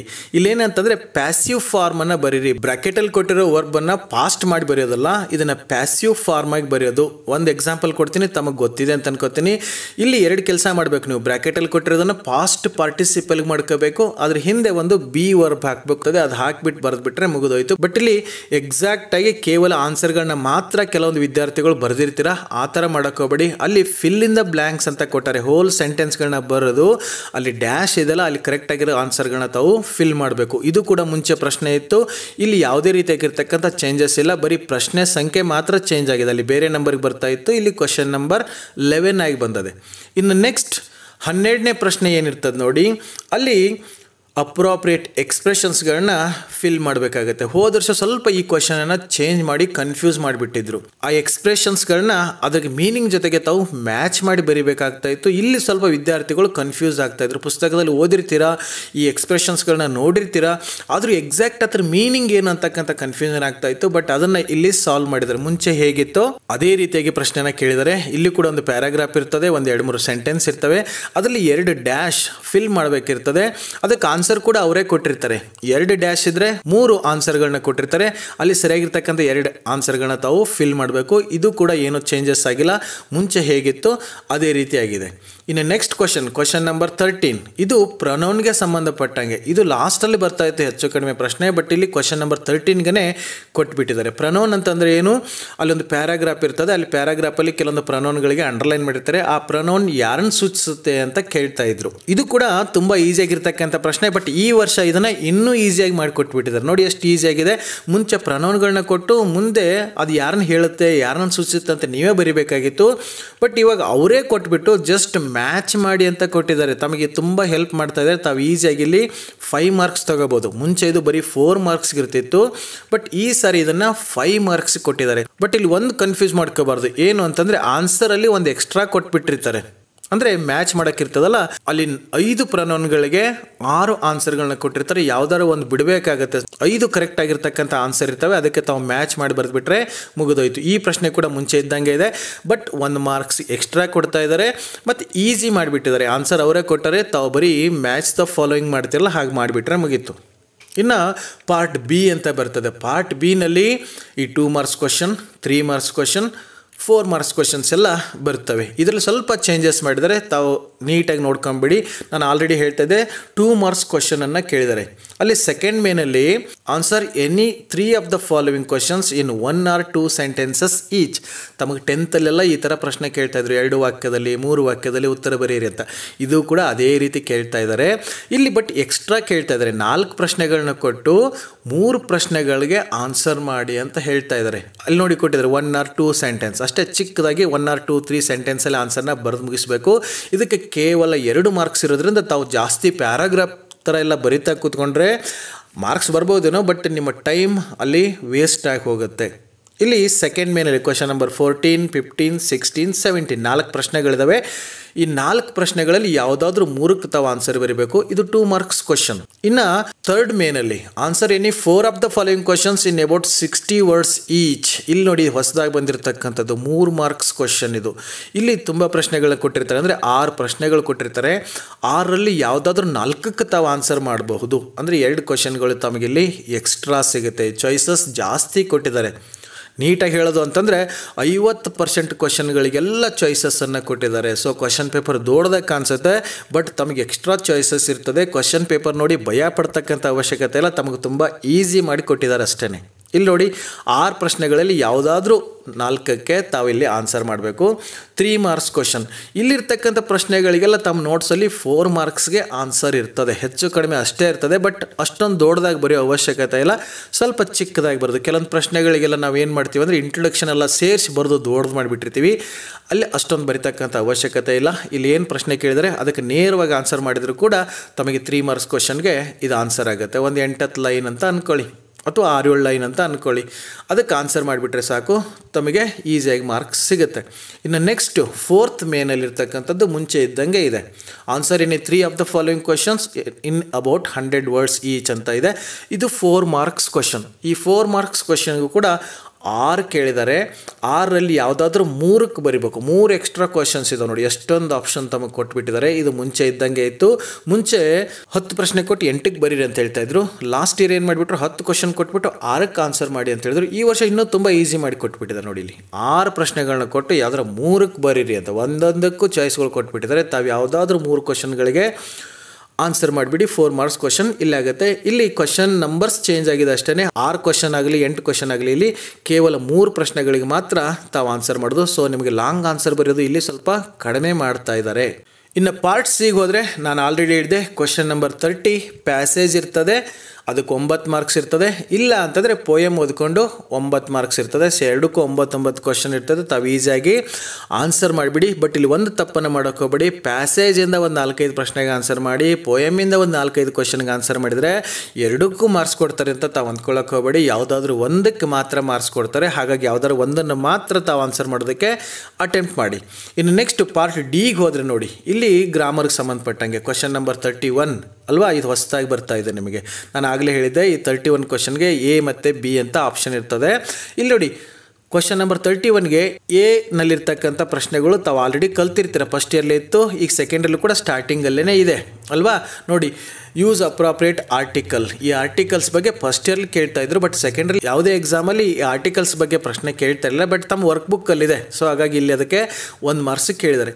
ಆಮೇಲೆ rearrange the following segments into A meaningful sentence. ಒಂದು ಸೆಂಟೆನ್ಸಲ್ಲಿ ವರ್ಡ್ಸ್ ಹಿಂದೆ ಮುಂದೆ ಇರ್ತದೆ, ಅದನ್ನು ಸರಿ ಮಾಡಿ ಬರೀಬೇಕು. ಇದು last year before last year ಎಲ್ಲ ಸೆಕೆಂಡ್ರಿಗೆ 1 ಮಾರ್ಕ್ಸ್ ಕ್ವಶನ್ ಬರ್ತಾ ಇತ್ತು. ಬಟ್ ಡಿಫ್ರೆನ್ಸ್ ಏನು ಅಂದರೆ ಅಲ್ಲಿ ಜಂಬಲ್ಡ್ ಸೆಗ್ಮೆಂಟ್, ಅಲ್ಲಿ ಕೊಟ್ಟಿರ್ತಕ್ಕಂಥ ಸೆಂಟೆನ್ಸ್ ನಿಮ್ಮ ಟೆಕ್ಸ್ಟ್ ಬುಕ್ಕಿಂದನೇ ಬರ್ತಾ ಇತ್ತು. ಬಟ್ ಇಲ್ಲಿ ಬೇರೆ ಯಾವುದೋ ಒಂದು ಸೆಂಟೆನ್ಸನ್ನು ಕೊಟ್ಟರೆ ತಾವು ಅದನ್ನು ಅರ್ಥ ಮಾಡಿಕೊಂಡು ಸರಿ ಮಾಡಿ ಬರೀಬೇಕು. ಹಾಗೆಯೇ choose the right verb that agrees with the subject, ಅಂದರೆ ಸಬ್ಜೆಕ್ಟ್ ವರ್ಬ್ ಅಗ್ರಿಮೆಂಟ್ ಅಂತ ಕರಿತೀವಿ. ತಮಗೆ ಇವು ಯಾವುದೋ ಗ್ರಾಮರ್ ಪಾಯಿಂಟ್ಸ್ ಗೊತ್ತಿಲ್ಲ ಅಂತಂದರೆ ಕನ್ಫ್ಯೂಸ್ ಆಗೋಕೆ ಹೋಗಬೇಡಿ. ಈ ಎಲ್ಲ ಟಾಪಿಕ್ಗಳ ಬಗ್ಗೆನೂ ಕ್ಲಾಸಸನ್ನು ಮಾಡಿ ಅಪ್ಲೋಡ್ ಮಾಡಿದ್ದೀನಿ. ತಾವು ನೋಡಿಕೊಂಡು ಈಸಿಯಾಗಿ ಅರ್ಥ ಮಾಡ್ಕೊಳ್ಳಿ. ಸಬ್ಜೆಕ್ಟ್ ವರ್ಬ್ ಅಗ್ರಿಮೆಂಟ್ ಸಂಬಂಧಪಟ್ಟಂಗಿದೆ. ಹಾಗೆಯೇ use appropriate form of verb ಅಲ್ವಾ, ತಾವು 10th ಆನ್ಸರ್ ಮಾಡಿದ್ರಿ, ಫಸ್ಟ್ ಇಯರ್ಲೂ ಇದಕ್ಕೆ ಕ್ವಶನ್ಗೆ ಆನ್ಸರ್ ಮಾಡಿದ್ರಿ. ಅದೇ ರೀತಿಯಾಗಿರ್ತಕ್ಕಂಥ ಕ್ವಶನ್ ಇಲ್ಲೂ ಇದೆ. ಸೊ ಈ ಪಾರ್ಟ್ ಎನಲ್ಲಿ ಬರೆದ್ರೆ ನೀವು 4 ಕ್ವಶನ್ಗೆ ಆನ್ಸರ್ ಮಾಡಿ. ಇಲ್ಲ ಅಂತಂದರೆ ಯಾವುದನ್ನು ಟಚ್ ಮಾಡೋಕೆ ಹೋಗಬೇಡಿ. ಸೊ ಹಾಗೆ ನೀವು ಅದರಲ್ಲಿರೋ ಬಿ ಆಪ್ಷನ್ಗೆ ಬನ್ನಿ. ಅಲ್ಲಿ ನೋಡಿ, fill in the blanks with right linkers ಅಂತ ಇದೆ. ಇಲ್ಲೊಂದು ಪ್ಯಾರಾಗ್ರಾಫ್ ಕೊಟ್ಟಿದ್ದಾರೆ, ಅಲ್ಲಿ ನೀವು ತಾವು ಲಿಂಕರ್ಸ್ಗಳನ್ನ ಫಿಲ್ ಮಾಡಬೇಕು. ಆ ಆನ್ಸರ್ಗಳನ್ನ ಅವರೇ ಕೊಟ್ಟಿದ್ದಾರೆ, ತಾವು ಕರೆಕ್ಟ್ ಆಗಿರೋದನ್ನ ಫಿಲ್ ಮಾಡಬೇಕಷ್ಟೇ. ಇದು ಮುಂಚೆನೇ ಇತ್ತು, ಹೋದ ವರ್ಷ ಸ್ವಲ್ಪ ಕಡಿಮೆ ಮಾರ್ಕ್ಸಿಗೆ ಕೊಟ್ಟಿದ್ರೂ ಅದರಿಂದ ಹಾಗೆ ಇತ್ತು, ಈಗಲೂ ಕೂಡ ಹಾಗೆ ಇದೆ. ಇದು ತಾವು ಈಸಿಯಾಗಿ ಆನ್ಸರ್ ಮಾಡ್ತೀನಿ ಅಂದರೆ ಇದಕ್ಕೆ ಆನ್ಸರ್ ಮಾಡಿ. ಇದಕ್ಕೆ ಆನ್ಸರ್ ಮಾಡೋದಾದರೆ ಹಿಂದಿನ ಪ್ರಶ್ನೆಗಳಿಗೆ ಆನ್ಸರ್ ಮಾಡೋಕ್ಕೆ ಹೋಗಬೇಡಿ. ತುಂಬ ಈಸಿಯಾಗಿರ್ತಕ್ಕಂಥ ಪ್ರಶ್ನೆಗಳಿದಾವೆ. ತಮಗೆ ಆಪ್ಷನ್ ಏನಲ್ಲಿರ್ತಕ್ಕಂಥ ಪ್ರಶ್ನೆಗಳು ಈಸಿ ಅನಿಸಿದರೆ ಅದಕ್ಕೆ ಆನ್ಸರ್ ಮಾಡಿಬಿಡಿ. ಇಲ್ಲ ಅಂದರೆ ಇಲ್ಲಿ ಕೊಟ್ಟಿರ್ತಕ್ಕಂಥ ಪ್ಯಾರಾಗ್ರಾಫನ್ನು ಬರೆದು ಕರೆಕ್ಟ್ ಆಗಿರ್ತಕ್ಕಂಥ ಲಿಂಕರ್ಸ್ಗಳನ್ನ ತಾವು ಫಿಲ್ ಮಾಡಬೇಕು. ಇನ್ನು ನೆಕ್ಸ್ಟು ಕ್ವಶನ್ ನಂಬರ್ 32, ಇಲ್ಲಿ ಕೂಡ ಚಾಯ್ಸ್ ಇರ್ತದೆ. ಇಲ್ಲಿ ಏನಲ್ಲಿ ನೋಡಿ, ರೀರೈಟ್ ಆ್ಯಸ್ ಡೈರೆಕ್ಟೆಡ್ ಅಂತ ಕೊಟ್ಬಿಟ್ಟು ಕ್ವಶನ್ ಟ್ಯಾಗ್ ಮಾಡೋಕೆ ಒಂದು ಕ್ವಶನ್ ಕೊಟ್ಟಿದ್ದಾರೆ, WH ಕ್ವಶನ್ ಮಾಡೋಕೆ ಒಂದು ಕೊಟ್ಟಿದ್ದಾರೆ. ತಾವು ಎರಡಕ್ಕೂ ಆನ್ಸರ್ ಮಾಡಿದರೆ ಇದಕ್ಕೆ ಮಾಡಿ, 2 ಮಾರ್ಕ್ಸ್ ಇದೆ. ಇಲ್ಲ ಅಂತಂದರೆ ಬಿಗೆ ಹೋಗಿ, ಅಲ್ಲಿ rectify the errors in the following sentences and rewrite them. ತಮಗೆ ಯಾವ್ದು ಈಸಿ ಆಗುತ್ತೆ ನೋಡಿ. ಕ್ವಶನ್ ಟ್ಯಾಗ್ ಮಾಡೋಕೆ ನಮಗೆ ತುಂಬ ಚೆನ್ನಾಗಿ ಬರ್ತದೆ ಸರ್, ಕ್ವಶನ್ ಫ್ರೇಮಿಂಗ್ ಎಲ್ಲ ಬರ್ತದೆ ಅಂದರೆ ಮೇಲ್ಗಡೆದಕ್ಕೆ ಆನ್ಸರ್ ಮಾಡಿ. ಇನ್ನು ಕೆಳಗಡೆದೇನು ಅಂತಂದರೆ ತಾವು ಫಸ್ಟ್ ಇಯರ್ಲಿ ಮಾಡಿದ್ರಿ, ಸೆಕೆಂಡಲ್ಲೂ ಕೂಡ ಇದೆ. ಎರರ್ ಐಡೆಂಟಿಫಿಕೇಷನ್ ಮಾಡೋದು ಅಂದರೆ ಅಲ್ಲಿ ಏನೋ ಒಂದು ತಪ್ಪಿರ್ತದೆ, ಅದನ್ನು ಸರಿ ಮಾಡಿ ಬರಿಬೇಕಷ್ಟೇ. ಅಲ್ಲಿ ನೋಡಿ, Indian olympians return back from Paris ಅಂತ ಇದೆ. ಇದರಲ್ಲಿ ತುಂಬ ಚಿಕ್ಕದಾಗಿರ್ತಕ್ಕಂಥ ಒಂದು ತಪ್ಪಿರ್ತದೆ. ರಿಟರ್ನ್ಡ್ ಮತ್ತು ಬ್ಯಾಕ್ ಎರಡು ಒಂದೇ ಮೀನಿಂಗ್ ಕೊಡೋದ್ರಿಂದ ರಿಟರ್ನ್ಡ್ ಅಂತ ಬರೆದ್ರೆ ಸಾಕು, ಬ್ಯಾಕ್ ರಿಡಂಡೆನ್ಸಿ ಅಂತ ಕರಿತೀವಿ. ನೆಕ್ಸ್ಟ್ ನೋಡಿ, ನಿರದಿ worked very hardly to secure a rank. ಈ ಸೆಂಟೆನ್ಸ್ ನಮ್ಗೆ ಸರಿನೇ ಅಂತ ಅನ್ಸುತ್ತೆ, ಬಟ್ ಏನೋ ಒಂದು ಮೈನರ್ ಮಿಸ್ಟೇಕ್ ಇರ್ತದೆ. ಅಲ್ಲಿ ಹಾರ್ಡ್ ಅಂತ ಬರಿಬೇಕಾಗಿತ್ತು, ಬಟ್ ಹಾರ್ಡ್ಲಿ ಅಂತ ಬರೆದಾರಲ್ಲ, ಸೊ ಅದನ್ನು ಸರಿ ಮಾಡಿ ಬರಿಬೇಕಷ್ಟೇ. ತಮಗೆ ಯಾವುದು ಎ ಈಸಿ ಆದರೆ ಅದನ್ನು ಮಾಡಿ, ಇಲ್ಲಾಂದರೆ ಬಿ ಈಸಿಯಾಗಿ ಆನ್ಸರ್ ಮಾಡ್ತೀವಿ ಸರ್ ಅಂತಂದರೆ ತಾವು ಬಿಗೆ ಆನ್ಸರ್ ಮಾಡೋದಕ್ಕೆ ಪ್ರಯತ್ನ ಪಡಿ. ಇನ್ನು ನೆಕ್ಸ್ಟ್ ಕ್ವಶನ್ ನಂಬರ್ 33 ಏನಿದೆ, ಇದು ಫ್ಲೋ ಚಾರ್ಟ್ ಬಗ್ಗೆ. ಇದರಲ್ಲಿ ಸ್ವಲ್ಪ ಚೇಂಜ್ ಮಾಡಿದ್ದಾರೆ. ಮುಂಚೆ ಇದು 4 ಮಾರ್ಕ್ಸಿಗೆ ಬರ್ತಾ ಇತ್ತು. ಒಂದು ಚಿಕ್ಕದು ಪ್ಯಾರಾಗ್ರಾಫ್ ಓದ್ಕೊಂಡು ಅಲ್ಲಿ ಬಾಕ್ಸ್ಗಳಲ್ಲಿ ಫಿಲ್ ಮಾಡಬೇಕಾಗಿತ್ತು. 8 ಬಾಕ್ಸ್ ಫಿಲ್ ಮಾಡಬೇಕಾಗಿತ್ತು. ಒಂದೊಂದಕ್ಕೆ ಅರ್ಧ ಮಾರ್ಕ್ಸ್ ಅಂತಂದರೆ 4 ಮಾರ್ಕ್ಸ್ ಇರ್ತಾಯಿತ್ತು. ಬಟ್ ಈ ವರ್ಷ ಅದನ್ನು ತುಂಬ ಚಿಕ್ಕದಾಗಿ ಮಾಡಿದ್ದಾರೆ. 4 ಬಾಕ್ಸ್ ಮಾತ್ರ ಫಿಲ್ ಮಾಡಿ ಒಂದೊಂದಕ್ಕೆ ಅರ್ಧ ಮಾರ್ಕ್ಸ್. ಸೊ ಹಾಗಾಗಿ 2 ಮಾರ್ಕ್ಸ್ ಮಾತ್ರ ಬರ್ತದೆ. ಇದರಲ್ಲಿ ಚೇಂಜ್ ಆಗಿದೆ ಏನಂದರೆ ಮಾರ್ಕ್ಸ್ನ ಇದಕ್ಕೆ ರೆಡ್ಯೂಸ್ ಮಾಡಿದ್ದಾರೆ. ಇನ್ನು next report the following conversation. Question number 34 ಏನಿದೆ, ರಿಪೋರ್ಟೆಡ್ ಸ್ಪೀಚ್ ಬಗ್ಗೆ ಇದೆ. ಮುಂಚೆ ಕೂಡ 5 ಮಾರ್ಕ್ಸ್ಗೆ ಇರ್ತಾಯಿತ್ತು, ಬಟ್ ಲಾಸ್ಟ್ ಇಯರ್ ಇದನ್ನು 4 ಮಾರ್ಕ್ಸ್ಗೆ ಅಂತ ಮಾಡಿದರು. ಬಟ್ ಈಗ ಮತ್ತೆ ಅದನ್ನು 5 ಮಾರ್ಕ್ಸ್ ಕೊಟ್ಟಿದ್ದಾರೆ. ಬಟ್ ಈಗ ಮಾಡಲ್ ಕ್ವಶನ್ ಪೇಪರ್ ನಾನು ನೋಡಿದಂಗೆ ಒಂದು ಚೇಂಜ್ ಆಗಿದೆ ಏನು ಅಂತಂದರೆ, ಹಳೆಯ ಕ್ವಶನ್ ಪೇಪರ್ಲಿ ಹೆಚ್ಚಿಗೆ ಸನ್ನಿ ಮಾರ್ನಿಂಗ್ ಪಾಠದಿಂದನೇ ಕೇಳ್ತಾ ಇದ್ರು. ಬಟ್ ಈ ಕ್ವಶನ್ಗಳಲ್ಲಿ ವೋಟರ್ ಪಾಠದಿಂದ ಕೇಳಿದ್ದಾರೆ, 2 ಪಾಠದಿಂದ ಕೇಳಿದ್ದಾರೆ. ಸ್ವಲ್ಪ ತಾವು ಕೇರ್ಫುಲ್ಲಾಗಿ ಅಬ್ಸರ್ವ್ ಮಾಡ್ಕೊಳ್ಳಿ. ಬಟ್ ಇಲ್ಲಿ ಎರಡೇ ಡೈಲಾಗ್ ಇದಾವಲ್ಲ ಸರ್, 5 ಮಾರ್ಕ್ಸ್ ಹೆಂಗೆ ಕೊಡ್ತಾರೆ ಅಂತ ತಾವು ಕನ್ಫ್ಯೂಸ್ ಆಗಕ್ಕೆ ಹೋಗಬೇಡಿ. ಡೈಲಾಗ್ ಎರಡೇ ಇದ್ದರೂ ಕೂಡ ಇಲ್ಲಿ 5 ಸೆಂಟೆನ್ಸ್ ಇದ್ದಾವೆ. ಸೊ ಒಂದೊಂದು ಸೆಂಟೆನ್ಸ್ಗೆ 1 ಮಾರ್ಕ್ಸ್ ಅಂತ ಲೆಕ್ಕ ಹಾಕ್ಕೊಂಡು 5 ಮಾರ್ಕ್ಸನ್ನು ತಾವು ಕೊಟ್ಟಿರ್ತಾರೆ. ಇದರಲ್ಲಿ ಏನು ಚೇಂಜ್ ಇಲ್ಲ, ಮುಂಚೆ ಹೇಗಿತ್ತೋ ಹಾಗೇನೇ ಇದೆ. ಇನ್ನು ಕ್ವಶನ್ ನಂಬರ್ 35 ಹೋದರೆ ಡೈಲಾಗ್ ರೈಟಿಂಗ್ ಬಗ್ಗೆ ಇರ್ತದೆ. ಕಂಪ್ಲೀಟ್ ದ ಫಾಲೋವಿಂಗ್ ಕಾನ್ವರ್ಸೇಷನ್, ಕಂಪ್ಲೀಟಾಗಿ ಹೊಸ ಡೈಲಾಗ್ ಏನು ಬರೆಯೋ ಹಾಗಿಲ್ಲ. ಅಲ್ಲಿ ಕೆಲವೊಂದು ಫಿಲ್ ಮಾಡೋಕ್ಕೆ ಕೊಟ್ಟಿರ್ತಾರೆ, ಅಲ್ಲಿ ನೀವು ತಾವು ಡೈಲಾಗ್ನ ಬರೆದು ಕಂಪ್ಲೀಟ್ ಮಾಡಬೇಕಿರ್ತದೆ. ಇದು 3 ಮಾರ್ಕ್ಸ್ಗಿತ್ತು, ಈಗೂ ಕೂಡ ಅಷ್ಟೇ ಇದೆ. ಸೊ ಇದರಲ್ಲಿ ಏನೋ ಚೇಂಜಸ್ ಇಲ್ಲ. ರಿಪೋರ್ಟೆಡ್ ಸ್ಪೀಚ್ಗಾಗಲಿ ಇದಕ್ಕಾಗಲಿ ಯಾವುದೇ ಚಾಯ್ಸ್ ಇರಲ್ಲ, ತಾವು ಕಂಪಲ್ಸರಿಯಾಗಿ ಇದಕ್ಕೆ ಆನ್ಸರ್ ಮಾಡಬೇಕು. ಇಲ್ಲಿ 3 ಡ್ಯಾಶ್ ಇರ್ತವೆ, ಅದನ್ನು ಬರೆದುಬಿಟ್ರೆ ತಮಗೆ 3 ಮಾರ್ಕ್ಸ್ ಸಿಗುತ್ತೆ. ಸೊ ಇದರಲ್ಲಿ ಯಾವುದೇ ರೀತಿಯಾಗಿರ್ತಕ್ಕಂಥ ಚೇಂಜ್ ಇಲ್ಲ. ಇನ್ನು ಪಾರ್ಟ್ ಈಗ ಹೋದರೆ ನೋಡಿ, ಸ್ವಲ್ಪ ಇಲ್ಲಿ ಚೇಂಜ್ ಮಾಡಿದ್ದಾರೆ, ತಮಗೆ ಇನ್ನೂ ಸ್ವಲ್ಪ ಫ್ರೀ ಮಾಡಿಕೊಟ್ಟಿದ್ದಾರೆ. ಅಲ್ಲಿ ಜಾಬ್ ಅಪ್ಲಿಕೇಶನ್ ಇರ್ತಾಯಿತ್ತು, ಅದು ಕಂಪಲ್ಸರಿ ಕ್ವಶನ್, ಅದಕ್ಕೆ ತಾವು ಆನ್ಸರ್ ಮಾಡಲೇಬೇಕಾಗಿತ್ತು. ಈಗ ಅದಕ್ಕೊಂದು ಎಕ್ಸ್ಟ್ರಾ ಸ್ಪೀಚ್ ರೈಟಿಂಗ್ ತಮಗೆ ಆಪ್ಷನ್ ಕೊಟ್ಟಿದ್ದಾರೆ. ಈ ಸ್ಪೀಚ್ ರೈಟಿಂಗ್ ಮುಂಚೆನೇ ಇತ್ತು, ಬಟ್ ಲಾಸ್ಟ್ ಇಯರ್ ಇದನ್ನು ತೆಗೆದುಹಾಕಿಬಿಟ್ಟಿದ್ರು. ಬಟ್ ಈ ವರ್ಷ ಮತ್ತೆ ಕೊಟ್ಟಿದ್ದಾರೆ. ತಮಗೆ ಯಾವ್ದು ಈಸಿ ಆಗುತ್ತೆ, ಜಾಬ್ ಅಪ್ಲಿಕೇಶನ್ ಅದನ್ನು ಬರೀರಿ, ಇಲ್ಲಾಂದರೆ ಸ್ಪೀಚ್ ರೈಟಿಂಗ್ ಬರಿತೀವಿ ಅಂತಂದರೆ ಇದನ್ನು ಬರೀರಿ. ಇಷ್ಟೊಂದು ಚೇಂಜಸ್ ಆಗಿದೆ. ತಾವೆಲ್ಲರೂ ಕೂಡ ಈ ಬ್ಲೂ ಪ್ರಿಂಟ್ ಆಗಲಿ, ಮಾಡಲ್ ಕ್ವಶನ್ಸ್ ಪೇಪರ್ಗಳನ್ನಾಗಲಿ ಎಲ್ಲಿ ನೋಡಬೇಕು, ಎಲ್ಲಿ ಸಿಗುತ್ತೆ, ಎಲ್ಲಿ ತಗೋಬೇಕು ಅಂತ ಕನ್ಫ್ಯೂಸ್ ಆಗಕ್ಕೆ ಹೋಗಬೇಡಿ. ಈ ವಿಡಿಯೋ ಕೆಳಗೆ ಡಿಸ್ಕ್ರಿಪ್ಷನ್ ಬಾಕ್ಸಲ್ಲಿ ಒಂದು ಲಿಂಕ್ ಕೊಡ್ತೀನಿ, ತಾವು ಅಲ್ಲಿ ಕ್ಲಿಕ್ ಮಾಡಿದರೆ ಬರೀ ಇಂಗ್ಲೀಷ್ ಸಬ್ಜೆಕ್ಟ್ ಅಷ್ಟೇ ಅಲ್ಲ, ಎಲ್ಲ ಸಬ್ಜೆಕ್ಟ್ದು ಬ್ಲೂ ಪ್ರಿಂಟ್ ಮತ್ತು ಕ್ವಶನ್ ಪೇಪರ್ಗಳನ್ನ ತಾವು ಡೌನ್ಲೋಡ್ ಮಾಡ್ಕೊಳ್ಳಿ, ಓದ್ಕೊಳ್ಳಿ, ಅರ್ಥ ಮಾಡ್ಕೊಳ್ಳಿ. ಇದಕ್ಕೆ ಸಂಬಂಧಪಟ್ಟಂಗೆ ಏನಾದ್ರು ಡೌಟ್ಸ್ ಇದ್ದರೆ ಕಾಮೆಂಟ್ ಮಾಡಿ, ಅದಕ್ಕೆ ಆನ್ಸರ್ ಮಾಡೋದಕ್ಕೆ ಮುಂದೆ ಪ್ರಯತ್ನ ಮಾಡ್ತೀನಿ ಅಂತ ಹೇಳ್ತಾ, ಡಿಸ್ಕ್ರಿಪ್ಷನ್ ಬಾಕ್ಸಲ್ಲಿ ನೋಡಿ ಒಂದು ಲಿಂಕ್ ಕೊಟ್ಟಿದ್ದೀನಿ, ಅದನ್ನು ಕ್ಲಿಕ್ ಮಾಡಿ ಡಿಪಾರ್ಟ್ಮೆಂಟ್ ವೆಬ್ಸೈಟ್ ಓಪನ್ ಆಗುತ್ತೆ. ತಮಗಲ್ಲಿ ಆದೇಶ ಪ್ರತಿ ಸರ್ಕ್ಯುಲರ್ ಅಂತ ಹೇಳಿದ್ನಲ್ಲ ಸುತ್ತೋಲೆ, ಅದು ಕೂಡ ಸಿಗುತ್ತೆ. ಬ್ಲೂ ಪ್ರಿಂಟ್ಗಳು ಸಿಗುತ್ತೆ. ಬ್ಲೂ ಪ್ರಿಂಟ್ಗಳ ಜೊತೆಗೆ ಮಾಡಲ್ ಕ್ವಶನ್ ಪೇಪರ್ಗಳು ಸಿಗ್ತವೆ. ನನ್ನ ಸಬ್ಜೆಕ್ಟ್ ಅಷ್ಟೇ ಅಲ್ಲ, ಎಲ್ಲ ಸಬ್ಜೆಕ್ಟ್ ಕ್ವಶನ್ಗಳನ್ನು ಡೌನ್ಲೋಡ್ ಮಾಡ್ಕೊಳ್ಳಿ. ಅದಕ್ಕೆ ತಕ್ಕಂಗೆ ತಾವು ಆ್ಯನ್ಯುವಲ್ ಎಕ್ಸಾಮ್ಗೆ ಪ್ರಿಪೇರ್ ಆಗಿ ಚೆನ್ನಾಗಿ ಸ್ಕೋರ್ ಮಾಡಿ ಅಂತ ಹೇಳ್ತಾ, ಆಲ್ ದ ಬೆಸ್ಟ್ ಅಂತ ಹೇಳ್ತಾ ಇವತ್ತಿನ ಕ್ಲಾಸ್ ಇಲ್ಲಿ ಮುಗಿಸೋಣ. ಇನ್ನು ನೆಕ್ಸ್ಟ್ ಕ್ಲಾಸಲ್ಲಿ ಬೇರೆ ಒಂದು ಟಾಪಿಕ್ ಜೊತೆಗೆ ಮತ್ತೆ ಸಿಗೋಣ. So till then take care.